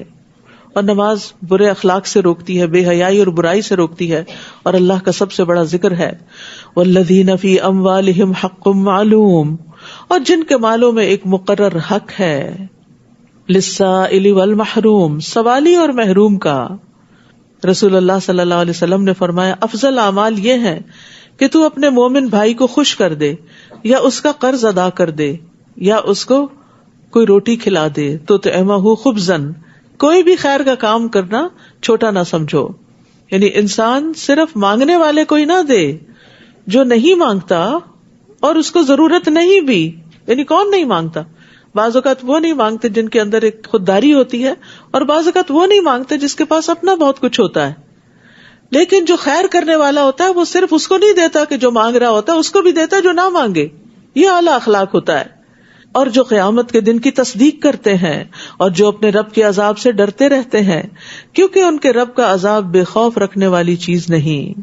اور جو اپنی شرمگاہوں کی حفاظت کرتے ہیں سوائے اپنی بیویوں یا مملوکہ عورتوں کے کہ ان کے بارے میں انہیں کوئی ملامت نہیں، البتہ ان کے علاوہ جو کوئی اور راہ چاہیں تو ایسے ہی لوگ حد سے تجاوز کرنے والے ہیں، اور جو اپنی امانتوں اور اپنے عہد کا پاس رکھتے ہیں اور جو اپنی شہادتوں پر راست بازی سے قائم رہتے ہیں، اور وہ جو اپنی نمازوں کی حفاظت کرتے ہیں، والذین هم علی صلاتهم یحافظون، دوام سے آغاز کیا گیا اور محافظت سے اختتام کیا گیا، تکرار کے ساتھ نماز کا ذکر کیا گیا، یعنی حفاظت میں وہ ساری چیزیں آ جاتی ہیں کہ ان کا خیال رکھا جائے جن کے بغیر نماز ہوتی نہیں، جیسے نمازوں کے اوقات کا خیال رکھتے ہیں، نماز کا وقت اگر ہوا ہی نہیں تو آپ نماز کیسے پڑھ سکتے ہیں، پھر اسی طرح نماز کے فرائض اور واجبات کا خیال رکھتے ہیں، نماز کے وقت سوئے نہیں رہتے، اولئک فی جنات مکرمون، یہی لوگ عزت و احترام کے ساتھ جنتوں میں رہیں گے۔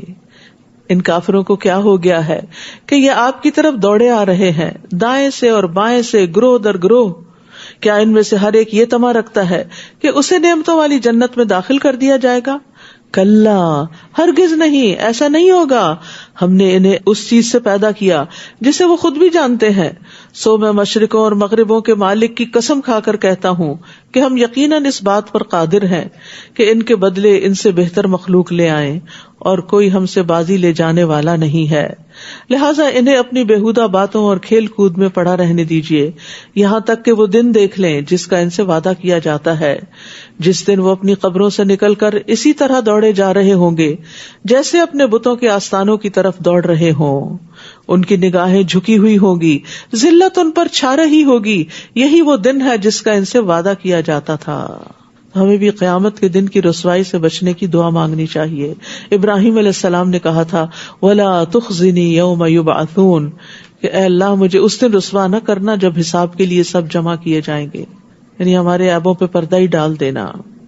تو آخرت کی عافیت کی دعا بھی کرنی چاہیے، اللہم انی اسألک العافیۃ فی الدنیا والآخرہ۔ سورۃ نوح۔ بسم اللہ الرحمن الرحیم۔ إنا أرسلنا نوحا إلى قومه أن أنذر قومك من قبل أن يأتيهم عذاب أليم قال يا قوم إني لكم نذير مبين أن اعبدوا الله واتقوه وأطيعون۔ شروع کرتی ہوں اللہ کے نام سے جو بے انتہا مہربان نہایت رحم فرمانے والا ہے۔ انا ارسلنا نوحا الی قومہ، ہم نے نوح علیہ السلام کو اس کی قوم کی طرف رسول بنا کر بھیجا کہ اپنی قوم کو برے انجام سے ڈراؤ اس سے پہلے کہ ان پر ایک دردناک عذاب آ جائے۔ انہوں نے کہا، اے میری قوم، بلا شبہ میں تمہارے لیے صاف طور پر ڈرانے والا ہوں کہ تم اللہ کی عبادت کرو، اس سے ڈرو اور میری اطاعت کرو۔ ہر نبی نے اپنی قوم کو اللہ کی عبادت کی دعوت دی، اور جنوں اور انسانوں کی تخلیق کا مقصد بھی اللہ کی عبادت ہے۔ اور مرنے کے بعد جب انسان قبر میں جائے گا تو فرشتہ آ کر پوچھے گا، ما کنت تعبد، تم کس کی عبادت کرتے تھے؟ اور عبادت ہی جنت میں داخلے کا باعث ہے۔ رسول اللہ صلی اللہ علیہ وسلم نے فرمایا، رحمان کی عبادت کرو، سلام کو عام کرو، کھانا کھلاؤ، تم جنتوں میں داخل ہو جاؤ گے۔ یغفر لکم من ذنوبکم ویؤخرکم الی اجل مسمی، وہ تمہارے گناہ معاف کر دے گا اور تمہیں ایک مقررہ مدت تک مہلت دے دے گا، اور جب اللہ کا مقرر کیا ہوا وقت آ جائے تو اس میں تاخیر نہ ہوگی۔ کاش تم اس بات کو جان لو۔ نوح علیہ السلام نے عرض کیا، میرے رب، میں نے اپنی قوم کو رات اور دن دعوت دی، کوئی لمحہ نہیں چھوڑا، مگر میری دعوت سے ان کے فرار ہی میں اضافہ ہوا، مان کے نہیں دیے۔ اور میں نے جب بھی انہیں بلایا تاکہ تو انہیں معاف کر دے تو انہوں نے اپنے کانوں میں انگلیاں ڈال لی اور اپنے کپڑوں سے اپنے منہ ڈھانپ لیے اور اپنی روش پہ اڑ گئے اور تکبر کی انتہا کر دی۔ آج بھی ایسے لوگوں سے آپ کا واسطہ پڑتا ہوگا کہ جن کو ہر طریقے سے آپ سمجھانے کی کوشش کرتے ہیں لیکن وہ کسی طرح ہاتھ نہیں آتے۔ پھر میں نے انہیں برملا دعوت دی، پھر انہیں اعلانیہ بھی سمجھایا اور چپکے بھی، یعنی رسالت کے پیغام کو پہنچانے کے لیے انتہا درجے کی کوششیں کی۔ فقلت استغفروا ربکم، میں نے کہا کہ اپنے رب سے معافی مانگ لو، استغفار کر لو، بلا شبہ وہ بڑا معاف کرنے والا ہے۔ کیا فائدہ ہوگا استغفار کا؟ یرسل السماء علیکم مدرارا، تم پر آسمان سے خوب بارشیں برسائے گا، اور تمہاری مال اور اولاد سے مدد کرے گا، تمہارے لیے باغ پیدا کرے گا اور نہریں جاری کرے گا۔ تو یہ استغفار کے فائدے ہیں جو قرآن سے پتہ چلتے ہیں کہ دنیا کی نعمتیں استغفار سے حاصل ہوتی ہیں، استغفار کرنے سے اللہ کی رحمت ملتی ہے اور دنیا کا بھی بہترین سامان ملتا ہے، اللہ کے عذاب سے رکاوٹ ہوتی ہے، یعنی کوئی مصیبت آنے والی ہوتی ہے تو وہ ٹل جاتی ہے۔ ما لکم لا ترجون للہ وقارا، تمہیں کیا ہو گیا ہے کہ تم اللہ کے وقار کا خیال نہیں رکھتے، یعنی اللہ کا خوف تمہیں نہیں، اللہ سے حیا نہیں کرتے، حالانکہ اس نے تمہیں کئی حالتوں سے گزار کے پیدا کیا۔ کیا تم دیکھتے نہیں کہ اللہ نے کس طرح 7 آسمانوں کو اوپر تلے پیدا کیا؟ وجعل القمر فیہن نورا وجعل الشمس سراجا، اور ان میں چاند کو نور اور سورج کو چراغ بنایا، اور اللہ نے تمہیں زمین سے عجب طرح اگایا، یعنی زمین کی خوراک پر ہی تم پل کر ماں کے پیٹ میں بڑے ہوتے ہو اور دنیا میں بھی پھر پھلتے پھولتے ہو، پھر اسی زمین میں تمہیں واپس لے جایا جائے گا۔ سبحان اللہ، 2 اپوزٹ خصوصیات، زمین سے نکلی ہوئی چیز سے ہی انسان بڑھتا ہے، پھلتا ہے، پھولتا ہے، اور پھر جب اس کا جسم بڑھ جاتا ہے اور وہ مر جاتا ہے تو دوبارہ زمین واپس اپنے اندر اس کو ڈیزالو بھی کر لیتی ہے، اب اس کو بڑا نہیں کرتی، اب اس کو ختم کر دیتی ہے۔ یہ سب کچھ کس کے حکم سے ہو رہا ہے؟ اللہ ہی کے حکم سے۔ اور اللہ نے تمہیں زمین سے عجب طرح اگایا، پھر اسی زمین میں تمہیں واپس لے جائے گا اور پھر دوبارہ اسی سے نکھال کھڑا کرے گا، اور اللہ ہی نے تمہارے لیے زمین کو فرش کی طرح بچھا دیا تاکہ تم اس کے کھلے راستوں میں چل سکو۔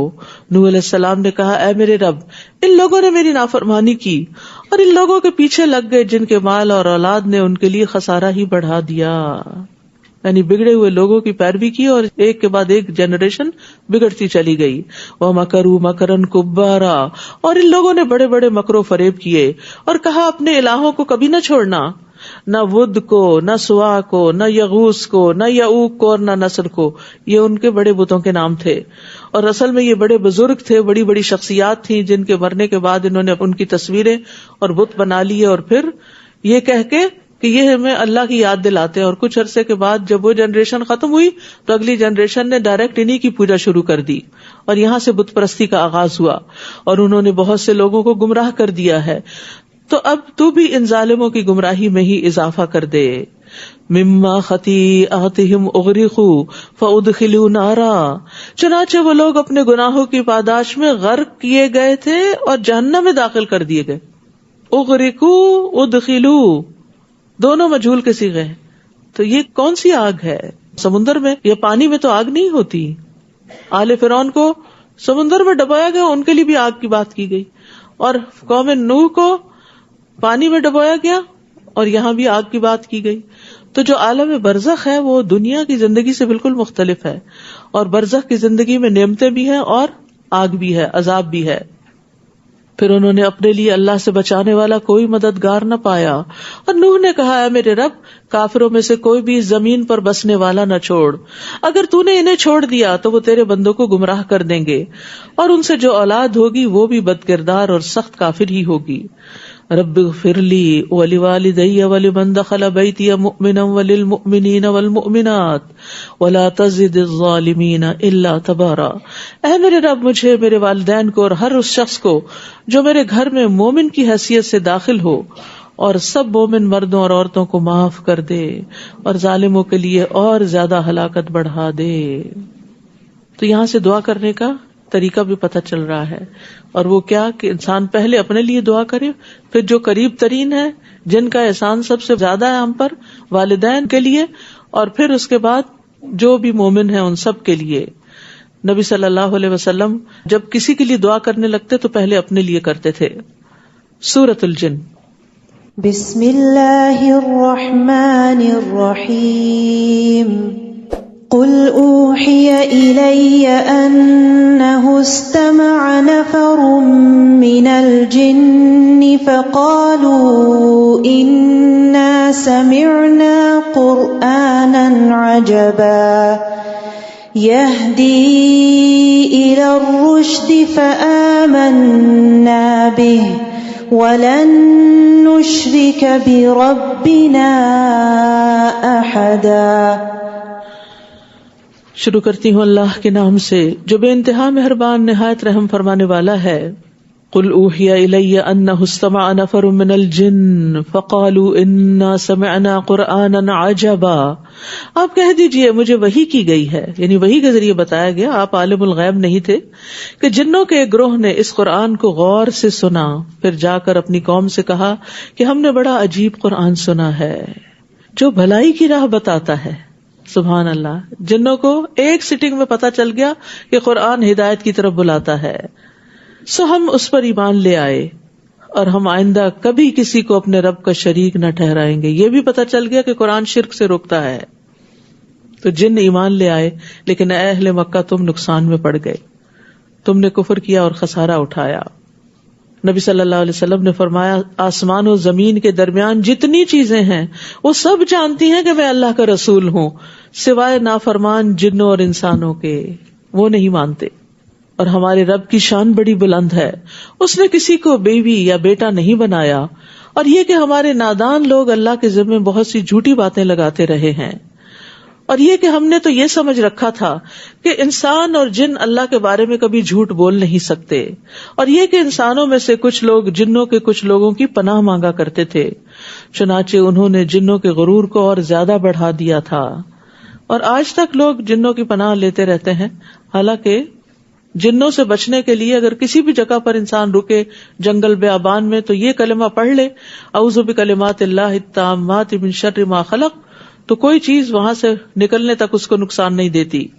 اسی طرح اللہ تعالیٰ کے اسماء حسنی کی پناہ لینا، جیسے کعب الاحبار کہتے ہیں اگر میں چند کلمات نہ پڑھتا تو یہودی مجھے گدھا بنا دیتے.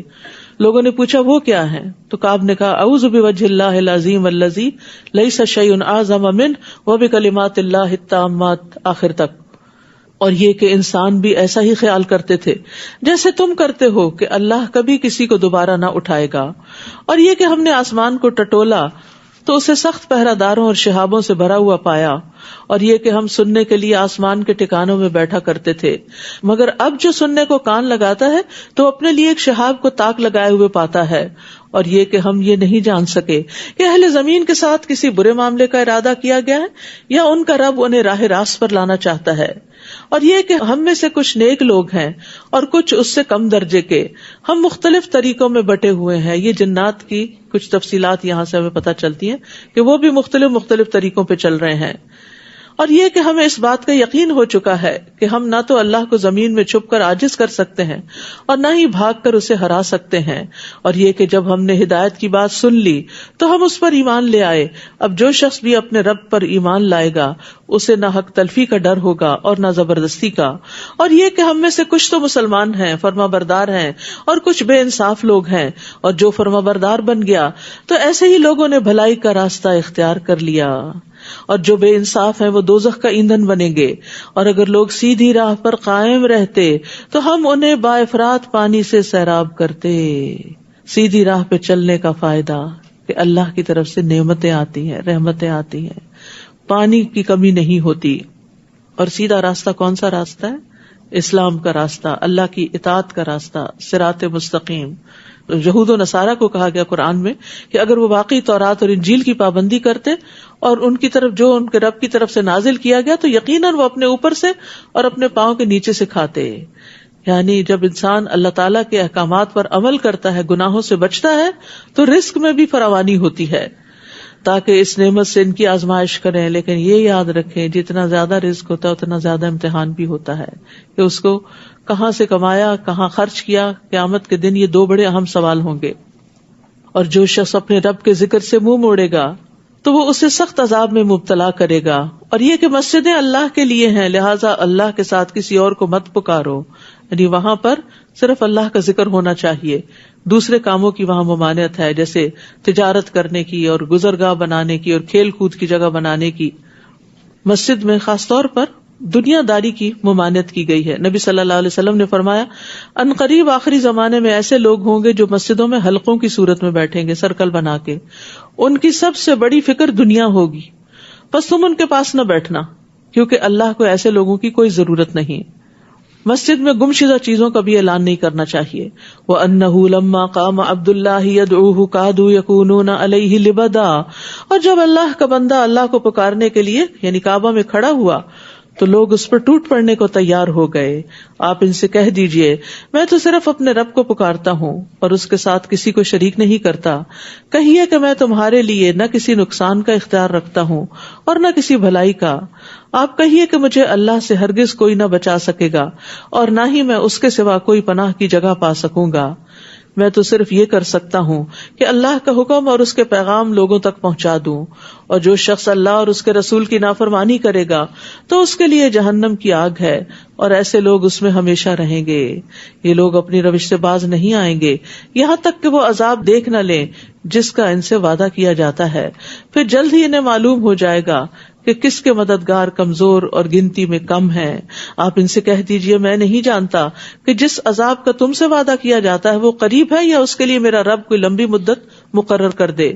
وہ غیب کا جاننے والا ہے اور اپنے غیب پر کسی کو آگاہ نہیں کرتا سوائے ایسے رسول کے جسے وہ کوئی غیب کی بات بتانا پسند کرے۔ یعنی پورے کا پورا غیب اللہ نے کسی کو بھی نہیں بتایا، جتنا جس نبی کو چاہا آگاہ کیا۔ تو جسے وہ کوئی غیب کی بات بتانا پسند کرے پھر وہ اس وحی کے آگے اور پیچھے محافظ لگا دیتا ہے تاکہ اسے معلوم ہو جائے کہ انہوں نے اپنے رب کے پیغامات پہنچا دیے، اور اس نے ان تمام چیزوں کا احاطہ کر رکھا ہے جو ان کے پاس ہیں، اور ہر چیز کو گن گن کر شمار کر رکھا ہے۔ سورۃ المزمل۔ بسم اللہ الرحمن الرحیم۔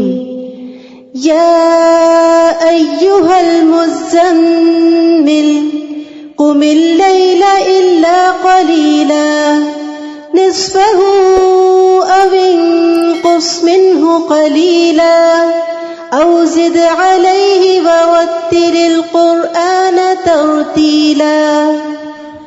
شروع کرتی ہوں اللہ کے نام سے جو بے انتہا مہربان نہایت رحم فرمانے والا ہے۔ یا ایھا المزمل قم اللیل الا قلیلا، اے کپڑا اوڑھنے والے رات کا تھوڑا حصہ چھوڑ کر باقی رات نماز میں کھڑے رہا کیجیے۔ رات کا نصف حصہ یا اس سے کچھ کم کر لیجیے یا اس سے زیادہ کیجیے، اور قرآن کو خوب ٹھہر ٹھہر کر پڑھا کیجیے۔ یعنی قیام اللیل میں بھی قرآن کو ٹھہر ٹھہر کے پڑھنا چاہیے، بہت تیز نہیں پڑھنا چاہیے۔ ترتیل کی بات یہاں کی گئی ہے، اور ترتیل سے مراد ٹھہر ٹھہر کے لمبا کر کے حرکات کو نمایاں کر کے حروف کو واضح کر کے پڑھنا ہے، کیونکہ ترتیل کے ساتھ جب قرآن کی تلاوت کی جاتی ہے تو یہ غور و فکر میں معاون و مددگار ہوتا ہے، اور تیز پڑھنے والا نہ خود سمجھتا کیا پڑھ رہا ہے اور نہ دوسرے کو سمجھ آتی کہ کیا پڑھا گیا۔ نبی صلی اللہ علیہ وسلم اپنی قرات میں ایک ایک حرف کو ٹھہر ٹھہر کر ادا کرتے تھے۔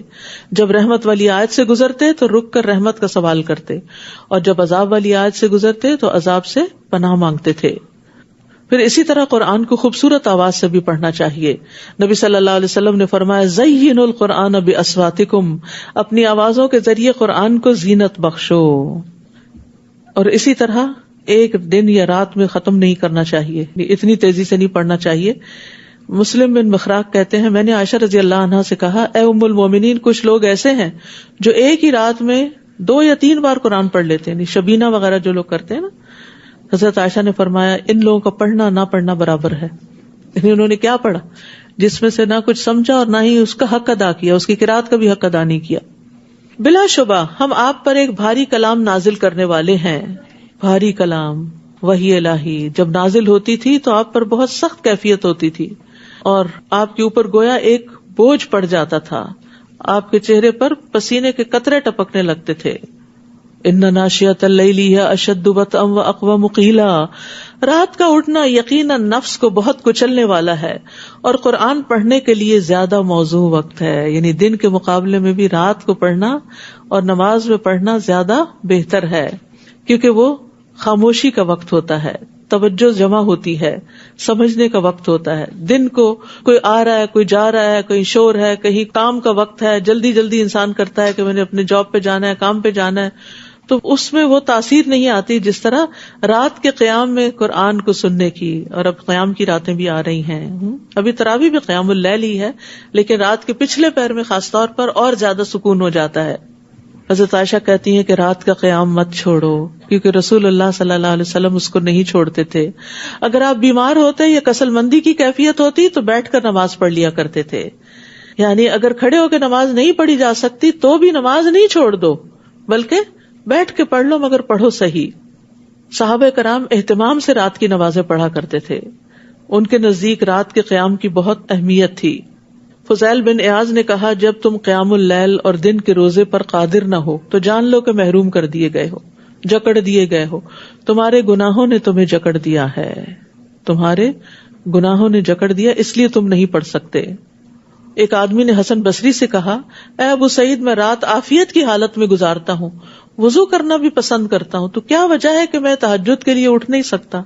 تو انہوں نے کہا، تمہارے گناہوں نے تمہیں جکڑ لیا ہے، اور رات کے قیام کے لیے دن کو قیلولہ لازم ہے. سفیان ثوری کہتے ہیں، کم کھانے کو لازم کر لو، تم رات کے قیام کے مالک بن جاؤ گے. دن کے وقت آپ کو لمبی چوڑی مصروفیات ہوتی ہیں، لہذا رات کو اپنے رب کا نام ذکر کیا کیجیے اور ہر طرف سے توجہ ہٹا کر اسی کی طرف متوجہ ہو جائیے، فل کنسنٹریشن کے ساتھ. رب المشرق والمغرب لا الہ الا هو فاتخذہ وکیلا. وہ مشرق و مغرب کا مالک ہے، اس کے سوا کوئی الہ نہیں، لہذا اسے ہی اپنا کارساز بنا لیجئے. واصبر علی ما یقولون واہجرہم ہجرا جمیلا. اور جو کچھ کافر کہتے ہیں اس پر صبر کیجیے اور شریفانہ طریقے سے ان سے الگ ہو جائیے. اور جھٹلانے والے کھاتے پیتے لوگوں کا معاملہ مجھ پر چھوڑ دیجیے اور تھوڑی مدت انہیں اسی حال میں رہنے دیجیے. ہمارے پاس تو ان لوگوں کے لیے بیڑیاں بھی ہیں اور دوزخ بھی، اور گلے میں پھنس جانے والا کھانا اور دردناک عذاب بھی. جس دن زمین اور پہاڑ لرزنے لگیں گے اور پہاڑ بھربری ریت کے پھسلتے ہوئے تودے بن جائیں گے اور وہ ریت بھی پھر اڑا دی جائے گی. بلا شبہ ہم نے تمہارے پاس ایک رسول تم پر گواہ بنا کر بھیجا ہے، جیسے ہم نے فرعون کے پاس ایک رسول بھیجا تھا. کون؟ موسیٰ علیہ السلام. پھر فرعون نے رسول کی بات نہ مانی تو ہم نے اسے بڑی سختی کے ساتھ پکڑ لیا. اب اگر تم نے اس رسول کا انکار کر دیا تو اس دن کی سختی سے کیسے بچو گے جو بچوں کو بوڑھا کر دے گا، جس کی سختی سے آسمان پھٹ جائے گا. یہ اللہ کا وعدہ ہے جو پورا ہو کر رہے گا. ان هذه تذکرہ فمن شاء اتخذ الی ربہ سبیلا. یہ قرآن یقیناً ایک نصیحت ہے، اب جو چاہے وہ اپنے رب کی طرف جانے والی راہ اختیار کر لے. یہ قرآن انسان کو رب سے جوڑتا ہے، رب کی طرف لے جاتا ہے. اب جس کا جی چاہے اس سے مضبوط تعلق قائم کر لے. آپ کا رب یقیناً جانتا ہے کہ آپ تقریباً 2/3 رات اور کبھی نصف رات، کبھی 1/3 رات نماز میں کھڑے ہوتے ہیں، اور آپ کے ساتھیوں میں سے بھی ایک گروہ کھڑا ہوتا ہے. اور رات دن کو تو اللہ ہی کم یا زیادہ کرتا ہے، کبھی راتیں لمبی ہو جاتی ہیں، کبھی چھوٹی ہو جاتی ہیں. اسے معلوم ہے کہ تم اوقات کا صحیح شمار نہ کر سکو گے. کیوں؟ کیونکہ کوئی گھڑیاں نہیں تھی اس وقت، لہٰذا اس نے تم پر مہربانی کر دی. اب جتنا قرآن آسانی سے پڑھ سکو پڑھ لیا کرو. اسے معلوم ہے کہ تم میں سے کچھ بیمار ہوں گے، کچھ دوسرے اللہ کے فضل کی تلاش میں سفر کرتے ہیں، اور کچھ دوسرے اللہ کی راہ میں جہاد کرتے ہیں. لہٰذا جتنا قرآن آسانی سے پڑھ سکو پڑھ لیا کرو، اور نماز قائم کرو، اور زکوٰۃ ادا کیا کرو، اور اللہ کو اچھا قرض دیتے رہو. اور جو بھی بھلائی تم اپنے لیے آگے بھیجو گے تو اسے اللہ کے ہاں اس حال میں موجود پاؤ گے کہ وہ اصل عمل سے بہتر اور اجر کے لحاظ سے بہت زیادہ ہوگی. اور اللہ سے معافی مانگتے رہو، اللہ یقیناً بخشنے والا رحم کرنے والا ہے. تو جتنا انسان کے لیے ممکن ہو آخری رات میں اٹھے اور قیام کرے، اور اگر سمجھے کہ نہیں اٹھ سکتا تو عشاء کی نماز کے بعد کچھ نوافل پڑھ کے سو جائے تاکہ اس کا قیام اللیل ہو جائے. سورۃ المدثر. بسم اللہ الرحمن الرحیم. یا ایہا المدثر قم فانذر وربک فکبر وثيابك فطهر والرجز فاهجر ولا تمنن تستكثر ولربك فاصبر. شروع کرتی ہوں اللہ کے نام سے جو بے انتہا مہربان نہایت رحم فرمانے والا ہے. یا ایھا المدثر قم فانذر وربک فکبر. اے محمد صلی اللہ علیہ وسلم، جو کمبل اوڑھے سو رہے ہو اٹھیے اور لوگوں کو برے انجام سے ڈرائیے اور اپنے رب کی بڑائی بیان کیجیے. اللہ اکبر. اللہ اکبر کہنا زمین و آسمان کے درمیان کی فضا کو بھر دیتا ہے. اللہ کے جو محبوب کلمات ہیں سبحان اللہ والحمد للہ ولا الہ الا اللہ واللہ اکبر، تو ان میں اللہ اکبر بھی آتا ہے. اور جب اللہ اکبر کبیرہ کہا جاتا ہے تو آسمان کے دروازے کھل جاتے ہیں. ابن عمر کہتے ہیں ہم رسول اللہ صلی اللہ علیہ وسلم کے ساتھ نماز پڑھ رہے تھے کہ جماعت میں سے ایک آدمی نے کہا اللہ اکبر کبیرہ والحمد للہ کثیرا وسبحان اللہ بکرۃ واصیلا. تو آپ نے فرمایا یہ کلمات کس نے کہے ہیں؟ تو جماعت میں سے ایک آدمی نے عرض کیا کہ میں ہوں اللہ کے رسول. آپ نے فرمایا مجھے تعجب ہوا کہ اس کے لیے آسمان کے دروازے کھولے گئے ہیں. یعنی جب انسان محبت کے ساتھ اللہ کی تعریف، تسبیح اور تکبیر بیان کرتا ہے تو اس کی قدر کی جاتی ہے. ابن عمر کہتے ہیں میں نے ان کلمات کو پھر کبھی نہیں چھوڑا جب سے ان کے بارے میں نے رسول اللہ صلی اللہ علیہ وسلم کو یہ فرماتے ہوئے سنا. یعنی میں نے ان کو اپنی زندگی میں شامل کر لیا. اور خاص طور پر نماز کے آغاز میں ہاتھ باندھ کے ہم صرف سبحانک اللہم و بحمدک کا پڑھتے تو اس جگہ بھی ان کو پڑھا جا سکتا ہے.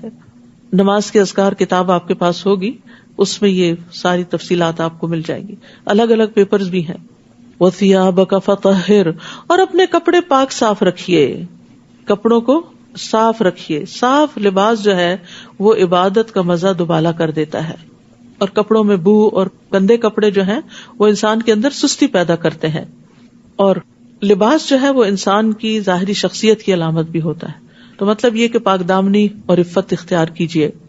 وَالرُّجْزَ فَاهْجُرْ، اور گندگی سے دور رہیے. وَلَا تَمْنُنْ تَسْتَكْثِرْ، اور زیادہ حاصل کرنے کے لیے احسان نہ کیجیے. وَلِرَبِّكَ فَاصْبِرْ، اور اپنے رب کی خاطر صبر کیجیے. یعنی یہ پیغام آپ پہنچانے لگے، مشکلات آئیں گی لیکن صبر کرتے جائیے. حقیقت یہ ہے کہ دین کا کوئی بھی کام صبر کے بغیر نہیں ہو سکتا. اللہ تعالیٰ امتحان لیتا ہے، آزماتا ہے، ٹیسٹ کرتا ہے کہ کون اس راستے پر قائم رہتا ہے. فَإِذَا نُقِرَ فِي النَّاقُورِ، پھر جب سور میں پھونک ماری جائے گی. فَذَلِكَ يَوْمَئِذٍ يَوْمٌ عَسِيرٌ، تو یہ دن بڑا کٹھن ہوگا. عَلَى الْكَافِرِينَ غَيْرُ يَسِيرٌ، کافروں کے لیے آسان نہ ہوگا. ذرنی ومن خلقت وحیدا، مجھے چھوڑ دیجیے اور اسے جسے میں نے اکیلا پیدا کیا. وجعلت له مالا ممدودا، اور اسے لمبا چوڑا مال عطا کیا. Detailed accounts. وبنین شہودا، اور ہر وقت موجود رہنے والے بیٹے دیے. ومہدت له تمہیدا، اور ہر طرح سے اس کے لیے ریاست کی راہ ہموار کی. ثم یطمع ان ازید، پھر وہ طمع رکھتا ہے کہ میں اسے اور بھی دوں. کلا انہ کان لآیاتنا عنیدا، ہرگز نہیں، ایسا نہیں ہو سکتا کیونکہ وہ ہماری آیات سے اناد رکھتا ہے، اس کو ہمارے قرآن سے دشمنی ہے. میں ان قریب اسے ایک سخت چڑھائی چڑھاؤں گا. اس نے سوچا اور ایک بات بنانے کی کوشش کی، اس پر اللہ کی مار اس نے کیسی بات بنائی. پھر اس پہ اللہ کی مار اس نے کیسی بات بنائی. پھر اس نے اپنے ساتھیوں کی طرف دیکھا، پھر اس نے پیشانی سکیڑی اور منہ بسورا، پھر وہاں سے چلا گیا اور تکبر میں آ گیا. آخرکار یہ کہا یہ تو محض جادو ہے جو نقل در نقل چلا رہا ہے. یہ بس انسانی کا قول ہے. یعنی قرآن کے بارے میں اتنی لمبی چوڑی باتوں کے بعد یہ تبصرہ کیا. فرمایا سأصلیہ سقر، جلد ہی میں اسے سقر میں جھونک دوں گا. اور آپ کیا جانے کہ سقر کیا ہے؟ وہ نہ باقی رکھے گی نہ چھوڑے گی. کھال کو جھلس دینے والی، اس پر 19 فرشتے مقرر ہیں. ہم نے دوزخ کے محافظ فرشتوں ہی کو بنایا ہے اور ان کی تعداد کو کافروں کے لیے آزمائش بنا دیا ہے تاکہ اہل کتاب کو یقین آ جائے اور ایمانداروں کا ایمان زیادہ ہو اور اہل کتاب اور ایماندار کسی شک میں نہ رہیں، اور تاکہ دل کے مریض اور کافر یہ کہیں کہ بھلا اللہ کا اس مثال سے کیا مطلب. اسی طرح اللہ جسے چاہے گمراہ کر دیتا ہے اور جسے چاہے ہدایت دیتا ہے، اور آپ کے رب کے لشکروں کو خود اس کے سوا کوئی اور نہیں جانتا. یہ دوزخ کا ذکر صرف اس لیے ہے کہ لوگوں کو نصیحت ہو. وما ہی الا ذکری للبشر کلا والقمر، مگر یہ لوگ ہرگز نصیحت قبول نہ کریں گے. قسم ہے چاند کی اور رات کی جب وہ جانے لگے اور صبح کی جب وہ روشن ہو جائے. دوزخ بھی بڑی چیزوں میں سے ایک ہے. یعنی جس طرح یہ بڑی بڑی نشانیاں دن اور رات، چاند، سورج وغیرہ، اسی طرح جہنم بھی بہت بڑی بلا ہے. وہ انسانوں کے لیے موجب خوف ہے جو تم میں سے آگے بڑھنا چاہے یا پیچھے رہنا چاہے. ہر شخص اپنے اعمال کے بدلے گروی پڑا ہوا ہے سوائے دائیں ہاتھ والوں کے، وہ جنتوں میں ہوں گے۔ مجرموں سے پوچھتے ہوں گے تمہیں کیا چیز دوزخ میں لے گئی؟ وہ کہیں گے ہم نماز ادا نہیں کرتے تھے۔ لم نک من المصلین، اللہ رحم کرے سب پر اور سب کو نمازی بنا دے۔ ولم نک نطعم المسکین، اور ہم مسکینوں کو کھانا نہیں کھلاتے تھے۔ وَكُنَّا نَخُوضُ مَعَ الْخَائِضِينَ، اور ہم بحثیں کرنے والوں کے ساتھ مل کے بحثیں کرتے تھے۔ تو یاد رکھیے، جو نماز کو ضائع کر دے اور نیکی کے کام کو ضائع کر دے، پھر اس کے لیے جہنم ہی کافی ہے۔ نیکی میں کسی چیز کو حقیر نہیں سمجھنا چاہیے، خواہ تم کسی کو ایک رسی ہی دو یا جوتی کا تسمہ ہی دو، کیونکہ بعض اوقات اس کی وہی شدید ضرورت ہو سکتی ہے۔ ایک اور روایت میں آتا ہے کھجور کا ٹکڑا ہی کیوں نہ دو، آپ نے فرمایا چاہے جلا ہوا کھر ہی کیوں نہ دو۔ یہ سب چیزیں بہت معمولی ہیں، لیکن انسان کے نجات کے لیے ہو سکتا ہے انہی میں سے کچھ کافی ہو جائے۔ ابو ہریرہ کہتے ہیں کہ لوگوں میں مسکینوں کے ساتھ سب سے بہتر سلوک کرنے والے جعفر بن ابی طالب تھے۔ ہمیں اپنے گھر لے جاتے اور جو کچھ بھی ان کے گھر میں موجود ہوتا وہ ہمیں کھلاتے۔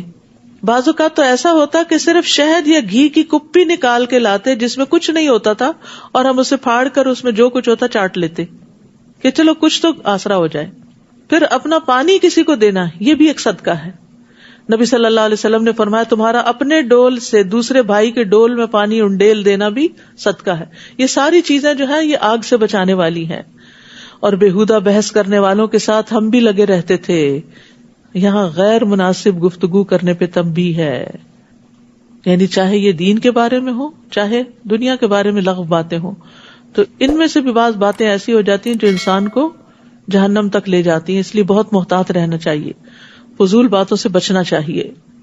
وَكُنَّا نُكَذِّبُ بِيَوْمِ الدِّينِ، اور ہم روز جزا کو جھٹلایا کرتے تھے یہاں تک کہ ہمیں موت آ گئی۔ اس وقت سفارش کرنے والوں کی سفارش انہیں کچھ فائدہ نہ دے گی، پھر انہیں کیا ہو گیا ہے کہ نصیحت سے منہ موڑ رہے ہیں، جیسے وہ بد کے ہوئے گدھے ہوں جو شیر کے ڈر سے بھاگ کھڑے ہوں۔ کبھی آپ نے دیکھا ہوگا موویز وغیرہ میں جو بلڈر بیسٹ ہوتے ہیں، شیر جدھر سے آتا ہے تو وہ ایسے اندھا دھند بھاگ رہے ہوتے ہیں، تو ان کی مثال دے کے کہا جیسے وہ گدھے بھاگتے ہیں نا، تو ایسے یہ نہ سمجھ لوگ قرآن سے اور اللہ کی بات سے بھاگتے ہیں جو شیر کے ڈر سے بھاگ کھڑے ہوں، بلکہ ان میں سے ہر ایک یہ چاہتا ہے کہ اسے کھلی ہوئی کتاب دی جائے۔ یعنی یہ تو پاسبل نہیں ہے اور اس کی ضرورت بھی نہیں ہے، ہرگز نہیں، بلکہ اصل بات یہ ہے کہ یہ لوگ آخرت سے نہیں ڈرتے، ہرگز نہیں، یہ تو ایک نصیحت ہے، اب جس کا جی چاہے اسے قبول کر لے۔ اور یہ لوگ نصیحت قبول نہ کریں گے الا یہ کہ اللہ ہی ایسا چاہے، وہی اس بات کا اہل ہے کہ اس سے ڈرا جائے اور وہی معاف کر دینے کا اہل ہے۔ تو ایمان جو ہے وہ خوف اور امید کے درمیان ہے، جو اللہ سے جتنا ڈرتا ہے اتنا ہی معزز ہوتا ہے، اور یہ کامیابی پانے کا ذریعہ بھی ہے، اور اللہ کے خوف سے بہنے والے آنسوؤں کی بڑی فضیلت ہے۔ نبی صلی اللہ علیہ وسلم نے فرمایا اللہ کے نزدیک 2 قطروں اور 2 نشانوں سے زیادہ کوئی چیز محبوب نہیں، ایک وہ قطرہ جو اللہ کے خوف سے آنسو بن کر نکلے، اور دوسرا وہ خون کا قطرہ جو اللہ کی راہ میں بہے۔ ہم دنیا کے لیے تو بہت روتے ہیں لیکن اللہ کے ڈر سے کم ہی روتے ہیں، تو اپنے رونے کو کنورٹ کر لیں، بس اللہ کے ڈر سے روئیں کہ جو میں نے کوئی غلط کام کیا اس پر اللہ تعالیٰ معاف کر دے۔ دنیا کی چیزوں کے لیے نہ روئیں، یہ تو بہت فانی اور عارضی ہیں۔ سورۃ القیامہ۔ بسم اللہ الرحمن الرحیم۔ لا اقسم بیوم القیامہ ولا اقسم بالنفس اللوامہ ایحسب الانسان ان لن نجمع عظامہ بلا قادرین علی ان نسوی بنانہ بل یرید الانسان لیفجر امامہ۔ شروع کرتی ہوں اللہ کے نام سے جو بے انتہا مہربان نہایت رحم فرمانے والا ہے۔ لا اقسم بیوم القیامہ ولا اقسم بالنفس اللوامہ، میں قیامت کے دن کی قسم کھاتا ہوں اور میں ملامت کرنے والے نفس کی قسم کھاتا ہوں۔ قسم کیوں کھاتے ہیں؟ اللہ تعالیٰ اس چیز کو دلیل بناتے ہیں، گواہ لاتے ہیں کہ انسان کے اندر جو نفس ہے ملامت کرنے والا، وہ بھی چاہتا ہے کہ کوئی بدلے کا دن ہو، اور قیامت تو ہے ہی بدلے کا دن. کیا انسان یہ سمجھتا ہے کہ ہم اس کی ہڈیاں اکٹھی نہ کر سکیں گے؟ یعنی اس لیے انکار کرتا ہے کہ قیامت نہیں آئے گی کیونکہ ہڈیاں جمع نہیں ہو سکیں گی. کیوں نہیں؟ ہم اس بات پر قادر ہیں کہ پھر سے اس کی انگلیوں کے پور پور تک درست بنا دیں. بلکہ انسان یہ چاہتا ہے کہ وہ اپنے آگے آنے والے دنوں میں نافرمانی کرتا رہے. پوچھتا ہے کہ قیامت کا دن کب ہوگا؟ تو اس کا جواب یہ ہے کہ جب آنکھیں چندھیا جائیں گی اور چاند گہنا جائے گا اور سورج اور چاند ملا دیے جائیں گے. اس دن انسان کہے گا کہاں بھاگ کر جاؤں؟ ہرگز نہیں، اسے کوئی پناہ کی جگہ نہ ملے گی. اس دن آپ کے رب ہی کی طرف جا کر ٹھہرنا ہے. تو بہتر ہے انسان دنیا میں ہی اپنے رب کی طرف بار بار پلٹے. اس دن انسان کو بتایا جائے گا کہ اس نے آگے کیا بھیجا اور پیچھے کیا چھوڑا. بلکہ انسان اپنے آپ کو خود خوب دیکھنے والا ہے، خواہ وہ کتنی ہی معذرتیں پیش کرے. یعنی انسان اپنے ہاتھوں کی کمائی کو بھی دیکھ لے گا، اور جو اس کے بعد اس کے آثار رہے، صدقہ جاریہ کے جو کام تھے وہ بھی دیکھ لے گا. کیونکہ دنیا میں انسان ایک درخت لگا کے فوت ہو گیا، اس نے تو پھل نہیں دیکھے کہ کس کس نے وہ کھائے اور کس کس کو فائدہ پہنچا، لیکن وہ سب اس کے نامہ اعمال میں درج ہوں گے اور قیامت کے دن ان کو دیکھ لے گا.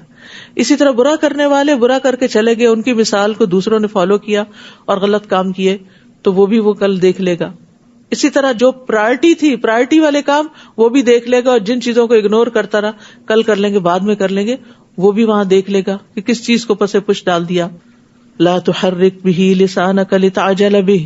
اے نبی صلی اللہ علیہ وسلم، اس وحی کو جلدی جلدی یاد کرنے کے لیے اپنی زبان کو حرکت نہ دیجیے. مطلب یہ ہے کہ حصول علم میں صبر سے کام لیجیے. علم کو ٹھہر ٹھہر کر اور خوب تحقیق کرنے کے بعد حاصل کیا جائے. ان علینا جمعہ وقرآنہ. اس وحی کو آپ کے دل میں جمع کرنا اور زبان سے پڑھوانا ہمارے ذمہ ہے. پھر جب ہم پڑھوا چکے تو پھر اسی طرح پڑھا کریں. پھر اس کا مطلب سمجھا دینا بھی ہمارے ذمہ ہے. تو قرآن کو نبی صلی اللہ علیہ وسلم پر اس طرح نازل کیا گیا تھا کہ اس کا معنی بھی آپ کو سمجھا دیا گیا تھا. اسی لیے آپ دیکھیے کہ قرآن کی تفسیر قرآن سے کرنے کے بعد سب سے پہلے پھر نبی صلی اللہ علیہ وسلم کی احادیث سے کی جاتی ہے کہ وہاں اس آیت کا آپ نے خود کیا مطلب بتایا ہے. کلا بل تحبون العاجلہ. ہرگز نہیں، بلکہ اصل بات یہ ہے کہ تم جلد حاصل ہونے والی دنیا کو چاہتے ہو. یعنی بعض اوقات انسان قرآن جلدی جلدی کیوں پڑھتا ہے، نیکی یا دین کا کام نماز جلدی جلدی کیوں کرتا ہے؟ تو یہاں پر اسی چیز کی طرف اشارہ کیا گیا کہ تم جلد حاصل ہونے والی چیز دنیا کو چاہتے ہو. یعنی اس کا تعلق نبی صلی اللہ علیہ وسلم سے نہیں کہ وہ اس لیے جلدی پڑھ رہے تھے. آپ جو کچھ کرتے تھے اور آپ کو جس چیز سے روکے گے اس میں ہمارے لیے ایک سبق ہوتا ہے. آپ تو اس لیے جلدی پڑھتے تھے کہ کہیں بھول نہ جائیں اور پہنچانے میں کوئی کمی نہ رہ جائے. وَتَذَرُونَ الْآخِرَةَ. اور آخرت کو چھوڑ دیتے ہو. وجوہ یومئذ ناظرہ. اس دن کئی چہرے تر و تازہ ہوں گے. الی ربہا ناظرہ. اپنے رب کو دیکھ رہے ہوں گے. قیامت کے دن ایمان والوں کے لیے اللہ تعالیٰ کا دیدار ہوگا اور اللہ تعالیٰ ان سے بات کریں گے، ان کے سامنے ہنسیں گے جسے دیکھ کر وہ سجدے میں گر پڑیں گے. اللہ کو ہر مومن تنہا بھی دیکھ پائے گا اور اللہ کو دیکھنے میں کوئی چیز حائل نہ ہوگی. پھر جنت میں بھی اللہ تعالیٰ کا دیدار ہوگا. تو اللہ تعالیٰ کا دیدار پانے کے لیے انسان کو عمل کرنا چاہیے.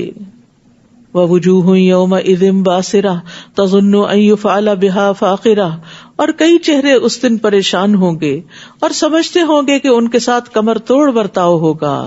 اب ان کی شامت آئی. کلا اذا بلغت التراقی وقیل من راق.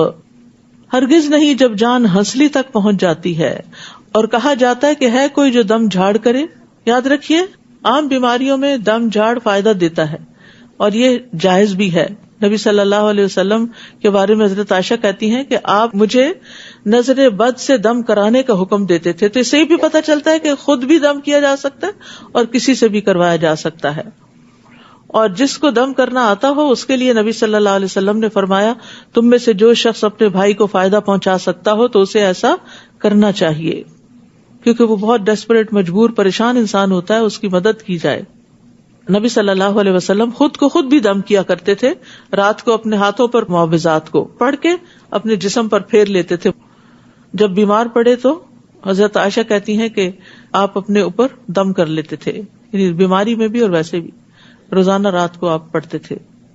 وَظَنَّ أَنَّهُ الْفِرَاقُ، اور مرنے والے کو یقین ہو جاتا ہے کہ اس کی جدائی کا وقت آ گیا. وَالْتَفَّتِ السَّاقُ بِالسَّاقِ، اور ایک پنڈلی دوسرے سے جڑ جاتی ہے. إِلَىٰ رَبِّكَ يَوْمَئِذٍ الْمَسَاقُ، اس دن تیرے رب کی طرف تیری روانگی ہوتی ہے.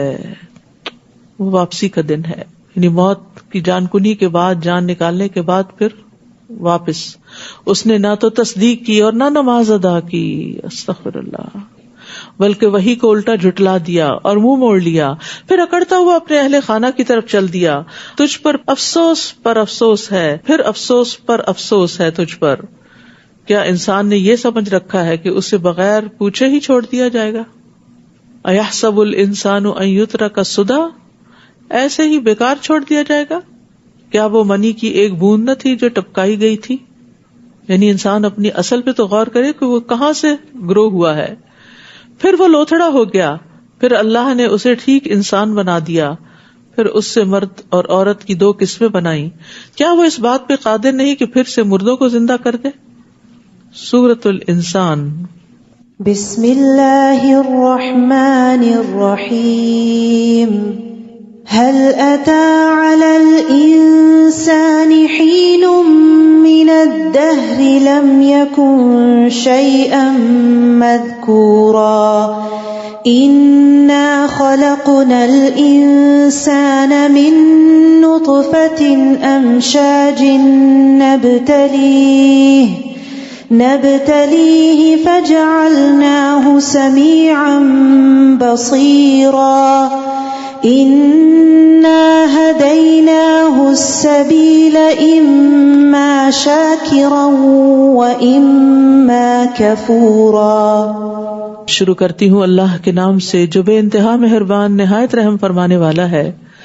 کیا انسان پر لامتناہی زمانے سے ایک وقت ایسا بھی آیا ہے جب وہ کوئی قابل ذکر چیز نہ تھا؟ یعنی جب سے روح پیدا ہوئی انسان کی تو جسم تو اب آ کر ملے اور ہوش میں ہم اب آئے، تو ایک وقت تھا جب ہمارا کوئی نام نہیں تھا، ہمارا کوئی ذکر بھی نہیں تھا، ہمیں کوئی جانتا تک نہ تھا، حتیٰ کہ ہمارے والدین بھی نہیں تھے دنیا میں. تو پھر اللہ تعالیٰ ہی کے سسٹم کے تحت ہم وجود میں آئے. انا خلقنا الانسان من نطفۃ امشاج، ہم نے انسان کو مرد اور عورت کے مخلوط نطفے سے پیدا کیا. نبتلیہ، کہ ہم اس کو آزمائیں، ہم اس کا امتحان لیتے رہتے ہیں. فجعلناہ سمیعا بصیرا، پھر اسے سننے اور دیکھنے والا بنایا. یعنی انسان کو دوسری مخلوقات کی طرح نہیں پیدا کیا، بلکہ کچھ فیکلٹیز کے ساتھ پیدا کیا گیا تاکہ جو امتحان انسان سے لیا جا رہا ہے اس کو پورا کرے. انا ہدیناہ السبیل اما شاکرا و اما کفورا، ہم نے یقیناً اسے راہ دکھا دی، اب خواہ وہ شکر گزار رہے یا ناشکرا بنے. یہ ہے انسان کی چوائس. انا اعتدنا للکافرین سلاسل واغلالا وسعیرا، بلا شبہ ہم نے کافروں کے لیے زنجیریں، طوق اور بھڑکتی ہوئی آگ تیار کر رکھی ہے. قیامت کے دن کافر کی ایک ڈاڑھ احد پہاڑ برابر ہوگی، کھال کی چوڑائی 70 گز ہوگی، اتنا موٹا ہو جائے گا. ایک ران ورقان پہاڑ کے برابر ہوگی. اور جہنم میں اس کے بیٹھنے کی جگہ آپ نے فرمایا میرے اور ربضہ کے درمیانی فاصلے جتنی ہوگی، جو مدینہ سے 170 کلومیٹر کے فاصلے پر ہے. اس سے آپ اندازہ لگائیں کہ ایک ایک جہنمی کتنا موٹا ہو جائے گا، کتنا بڑا ہو جائے گا، اور جتنا بڑا ہوگا اتنی سزا زیادہ. ان الابرار یشربون من کأس کان مزاجها کافورا، نیک لوگ شراب کے ایسے جام پیئیں گے جس میں کافور کی آمیزش ہوگی. ابرار کا انجام بتایا جا رہا ہے. وتوفنا مع الابرار عین یشرب بها عباد اللہ یفجرونها تفجیرا، وہ ایک چشمہ ہے جس سے اللہ کے بندے پیئیں گے اور جہاں چاہیں گے بسہولت اس کی شاخیں نکال لیں گے. یہ کون لوگ ہوں گے خوش قسمت؟ یوفون بالنذر، یہ وہ لوگ ہوں گے جو اپنی نظر پوری کرتے ہیں جو اللہ کے نام پہ مانی جاتی ہے. یا نظر وہ نیکی ہوتی ہے جو اللہ نے ہم پر لازم نہیں کی، ہم اس کو اپنے اوپر خود لازم کر لیتے ہیں. یعنی اللہ سے اجر پانے کے لیے جو کمٹمنٹس کی، اور اس دن سے ڈرتے ہیں جس کی آفت ہر سو پھیلی ہوئی ہوگی. وَيُطْعِمُونَ الطَّعَامَ عَلَى حُبِّهِ مِسْكِينًا وَيَتِيمًا وَأَسِيرًا، اور خود کھانے کی محبت کے باوجود وہ مسکین، یتیم اور قیدی کو کھانا کھلا دیتے ہیں. کھانا کھلانا افضل اعمال میں سے ہے. رسول اللہ صلی اللہ علیہ وسلم نے فرمایا افضل اعمال مومن کو خوشی دینا ہے. تم اس کے سطر کو ڈھانپ دو، یعنی اس کو کوئی کپڑا پہنا دو، یا اس کی بھوک کو سیر کر دو، یا اس کی ضرورت پوری کر دو. تو یہ سب کیا ہے؟ افضل اعمال. جنت کو واجب کرنے والا عمل ہے. ہانی بن یزید نے نبی صلی اللہ علیہ وسلم سے پوچھا مجھے کوئی ایسی چیز بتا دے جو جنت کو واجب کر دے، یعنی پکی ہو جائے جنت. فرمایا حسن کلام، اچھی بات، اور کھانا کھلانے کو لازم پکڑ لو. حمزہ بن صہیب کہتے ہیں کہ عمر رضی اللہ عنہ نے صہیب سے کہا کہ تم میں کھانے کے معاملے میں اسراف کی خصلت ہے.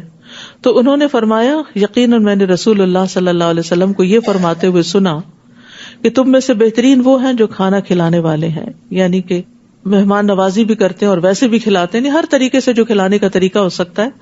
تو یہ اسراف میں نہیں آتا، یعنی اس میں مال خرچ کرنا، اللہ یہ کہ ضائع کیا جائے، ضائع نہیں کر سکتے. اور پھر اللہ تعالیٰ ایک کھجور کو اور ایک لقمے کو only one morsel اس طرح بڑھاتا ہے جس طرح تم میں سے کوئی آدمی اپنے گھوڑے کے بچھیرے کو بڑھاتا ہے، یعنی اس کو گرو کرتا ہے، بڑا کرتا ہے، پالتا ہے، حتیٰ کہ ایک لقمہ جو آپ کسی کو کھلاتے ہیں وہ اجر و ثواب میں احد پہاڑ کے برابر ہو جاتا ہے. اتنا بڑا اجر و ثواب ہے. اور اس کے لیے غریب اور مسکین یتیم کو کھلانا تو کھلانا ہی ہے. آپ کے مال میں سے کوئی بھی جو کھاتا ہے اس کا اجر آپ کو ملتا ہے. انما نطعمکم لوجہ اللہ لا نرید منکم جزاء ولا شکورا. اور انہیں کہتے ہیں ہم تمہیں صرف اللہ کی رضا کے لیے کھلا رہے ہیں، ہم تم سے نہ کوئی بدلہ چاہتے ہیں نہ شکریہ. کوئی بدلہ نہیں چاہتے، تعریف نہیں چاہتے، شکریہ بھی نہیں چاہتے. اس سے یہ پتہ چلتا ہے کہ کسی پر احسان کر کے اس سے یہ بھی نہیں کہنا چاہیے کہ تم میرے لیے دعا کرو، کیونکہ یہ کہنا بھی احسان کا بدلہ مانگنا ہے.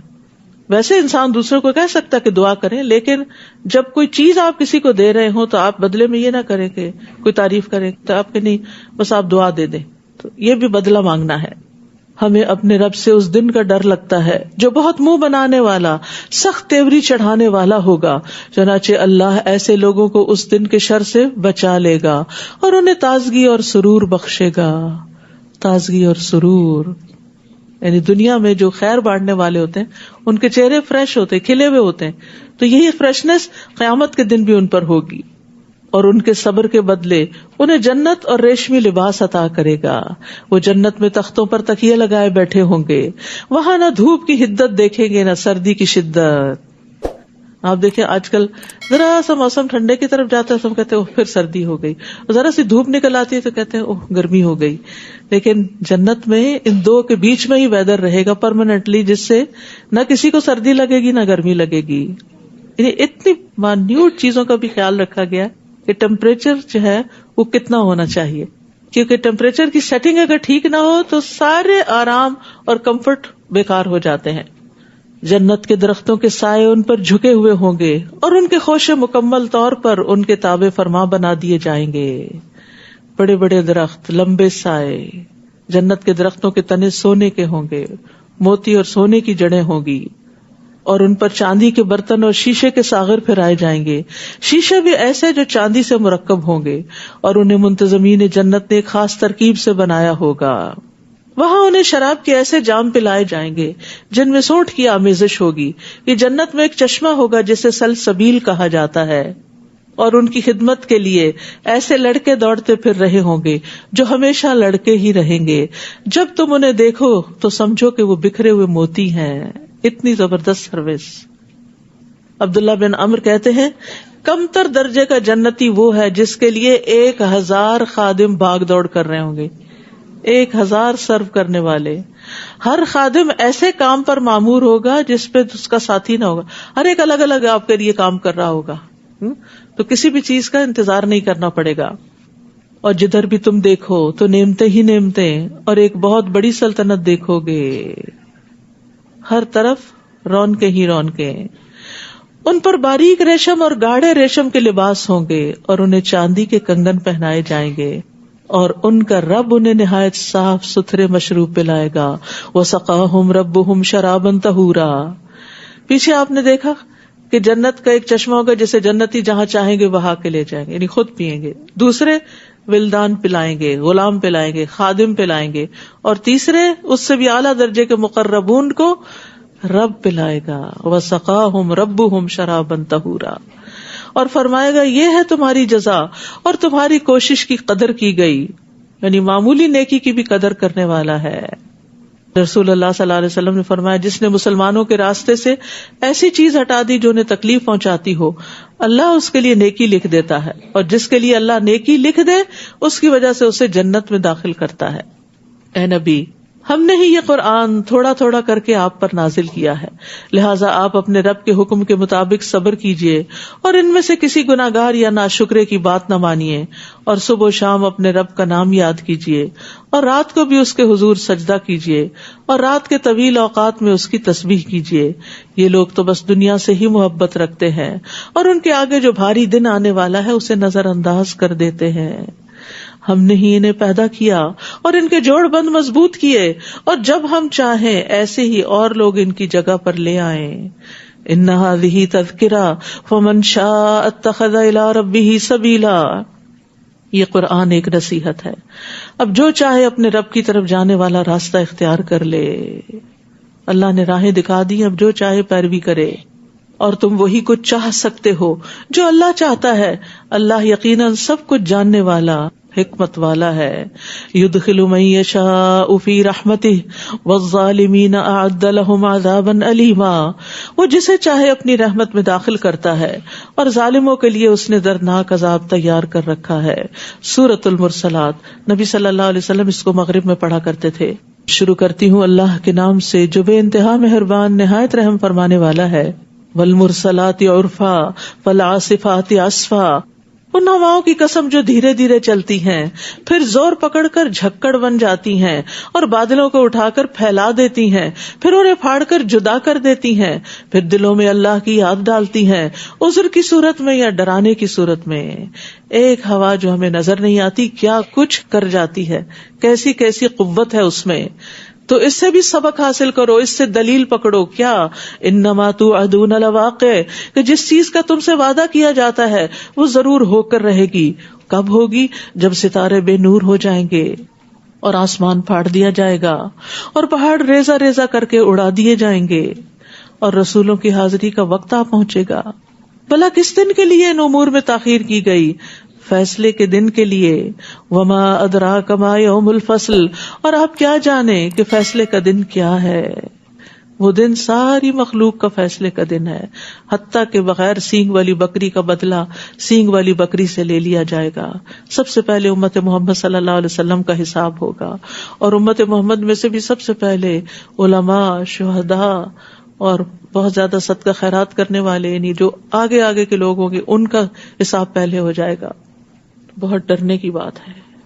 قتل کے مقدمے پیش ہوں گے، نمازوں کا حساب لیا جائے گا، جنہوں نے لوگوں کا حق مارا ہوگا، کسی کو گالی دی ہوگی، کسی پہ تہمت لگائی ہوگی، کسی کا مال کھایا ہوگا، کسی کا خون بہایا ہوگا، کسی کو مارا ہوگا، تو مظلوم کو سب کی نیکیوں میں سے بدلہ دے دیا جائے گا. اور اگر پھر بھی نیکیاں ختم ہو گئی تو مظلوم کے گناہ ظالم پہ ڈال دیے جائیں گے. وَيْلٌ يَوْمَئِذٍ لِّلْمُكَذِّبِينَ، اس دن جھٹلانے والوں کے لیے تباہی ہے. کیا ہم نے پہلے لوگوں کو ہلاک نہیں کر ڈالا، پھر انہی کے پیچھے بعد والوں کو چلتا کریں گے. ہم مجرموں سے ایسا ہی برتاؤ کیا کرتے ہیں. وَيْلٌ يَوْمَئِذٍ لِّلْمُكَذِّبِينَ، اس دن جھٹلانے والوں کے لیے تباہی ہے. کیا ہم نے تمہیں حقیر پانی سے پیدا نہیں کیا، پھر اسے ایک محفوظ جگہ میں ٹھہرائے رکھا ایک معین وقت تک، پھر ہم نے اندازہ مقرر کیا، تو ہم کیا ہی اچھا اندازہ کرنے والے ہیں. اس روز جھٹلانے والوں کے لیے تباہی ہے. کیا ہم نے زمین کو سمیٹ کر رکھنے والی نہیں بنا دیا، زندوں کو بھی اور مردوں کو بھی، اور ہم نے اس میں بلند و بالا پہاڑ جما دیے اور تمہیں میٹھا پانی پلایا. اس دن جھٹلانے والوں کے لیے تباہی ہے. چلو اسی دوزخ کی طرف جسے تم جھٹلایا کرتے تھے، چلو اس سائے کی طرف جو 3 شاخوں والا ہے، جو نہ ٹھنڈی چھاؤں ہوگی نہ تپش سے بچائے گی، اور وہ اتنے بڑے بڑے شرارے پھینکے گی. یہ جہنم جیسے محل، یعنی ایک ایک شرارہ جو ہوتا ہے، ایک ایک چنگاری جو ہوتی ہے اتنی بڑی ہوگی جہنم کی، جیسے ایک بہت بڑی ہیوج عمارت جو اچھلتی ہوئی یوں محسوس ہوں گی گویا وہ زرد اونٹ ہیں. اس دن جھٹلانے والوں کے لیے تباہی ہے. ھذا یوم لا ینطقون، یہ ایسا دن ہوگا جس میں وہ کچھ بول نہ سکیں گے اور نہ انہیں اجازت دی جائے گی کہ وہ کوئی عذر پیش کریں. اس دن جھٹلانے والوں کے لیے تباہی ہے. یہی فیصلے کا دن ہے. ہم نے تمہیں بھی اور پہلوں کو بھی جمع کر دیا ہے. پھر اگر تمہارے پاس کوئی چال ہے تو میرے خلاف چل دیکھو. اس دن جھٹلانے والوں کے لیے تباہی ہے. ان المتقین فی ظلال وعیون وفواکہ مما یشتہون. متقی لوگ اس دن سایوں اور چشموں میں ہوں گے اور جو پھل وہ چاہیں گے انہیں ملیں گے. ہر ایک کی اپنی اپنی چوائس ہوتی ہے، تو جیسا وہ چاہیں گے ویسا ہی مل جائے گا. دنیا میں بعض اوقات آپ کا کسی خاص پھل کے کھانے کو بہت دل چاہ رہا ہوتا ہے لیکن اس کا سیزن ہی نہیں ہوتا. وہاں ایسا کوئی مسئلہ نہیں، کوئی رکاوٹ نہیں. کلوا واشربوا ہنیئا بما کنتم تعملون. مزے سے کھاؤ پیو اپنے ان اعمال کے بدلے جو تم کرتے رہے. بلا شبہ ہم نیکوکاروں کو اسی طرح بدلہ دیتے ہیں. اس دن جھٹلانے والوں کے لیے تباہی ہے. چند دن کھا لو اور مزے اڑا لو، بلا شبہ تم مجرم ہو. استغفر اللہ. یعنی دنیا میں عیش و عشرت کرنے والوں کو یہ تنبیہ کی جا رہی ہے کہ آخرت کو بھول کے اگر دنیا ہی کے مزوں میں لگے ہوئے ہو تو یہ صرف چند دن کے ہیں، آگے کو نہ بھولو. وَيْلٌ يَوْمَئِذٍ لِّلْمُكَذِّبِينَ وَإِذَا قِيلَ لَهُمُ ارْكَعُوا لَا يَرْكَعُونَ. اور جب ان سے کہا جاتا ہے کہ جھکو تو جھکتے نہیں. وَيْلٌ يَوْمَئِذٍ لِّلْمُكَذِّبِينَ فَبِأَيِّ حَدِيثٍ بَعْدَهُ يُؤْمِنُونَ. اس دن جھٹلانے والوں کے لیے تباہی ہے. پھر اس کلام یعنی قرآن کے بعد اور کون سا کلام ہو سکتا ہے جس پر یہ ایمان لائیں گے. وآخر دعوانا ان الحمد للہ رب العالمین. یہ کہتے ہیں کہ کھانا کھلانے پہ ابھارا گیا ہے. الہدا کا افطار فنڈ ہے، اس میں ڈالیے. یہاں ماشاءاللہ سیٹرڈے کو 600-700 لوگ افطاری کرتے ہیں. آپ کا اگر $1 بھی ڈلا ہوا تو وہ سب پہ تقسیم ہو جائے گا. اجتماعی طور پر خرچ کرنے کا یہی فائدہ ہوتا ہے، ورنہ تو آپ $1 ایک بندے کو دیتے ہیں نا، ایک آپ نے سب کی نیت سے دے دیا، چاہے اتنا اتنا وہ سارا ثواب آپ کو انشاءاللہ ملے گا. اسی طرح اعتکاف کے دنوں کے لیے سحور اور افطار میں جو اسی مسجد میں ہوگا، جو کرنے کے لیے آئیں گے ان کے لیے بھی ابھی فوڈ فنڈ میں کمی ہے، تو جو لوگ بھی ڈالنا چاہیں تو موسٹ ویلکم. سبحانک اللہم و بحمدک اشہد ان لا الہ الا انت استغفرک و اتوب الیک. السلام علیکم و رحمۃ اللہ وبرکاتہ.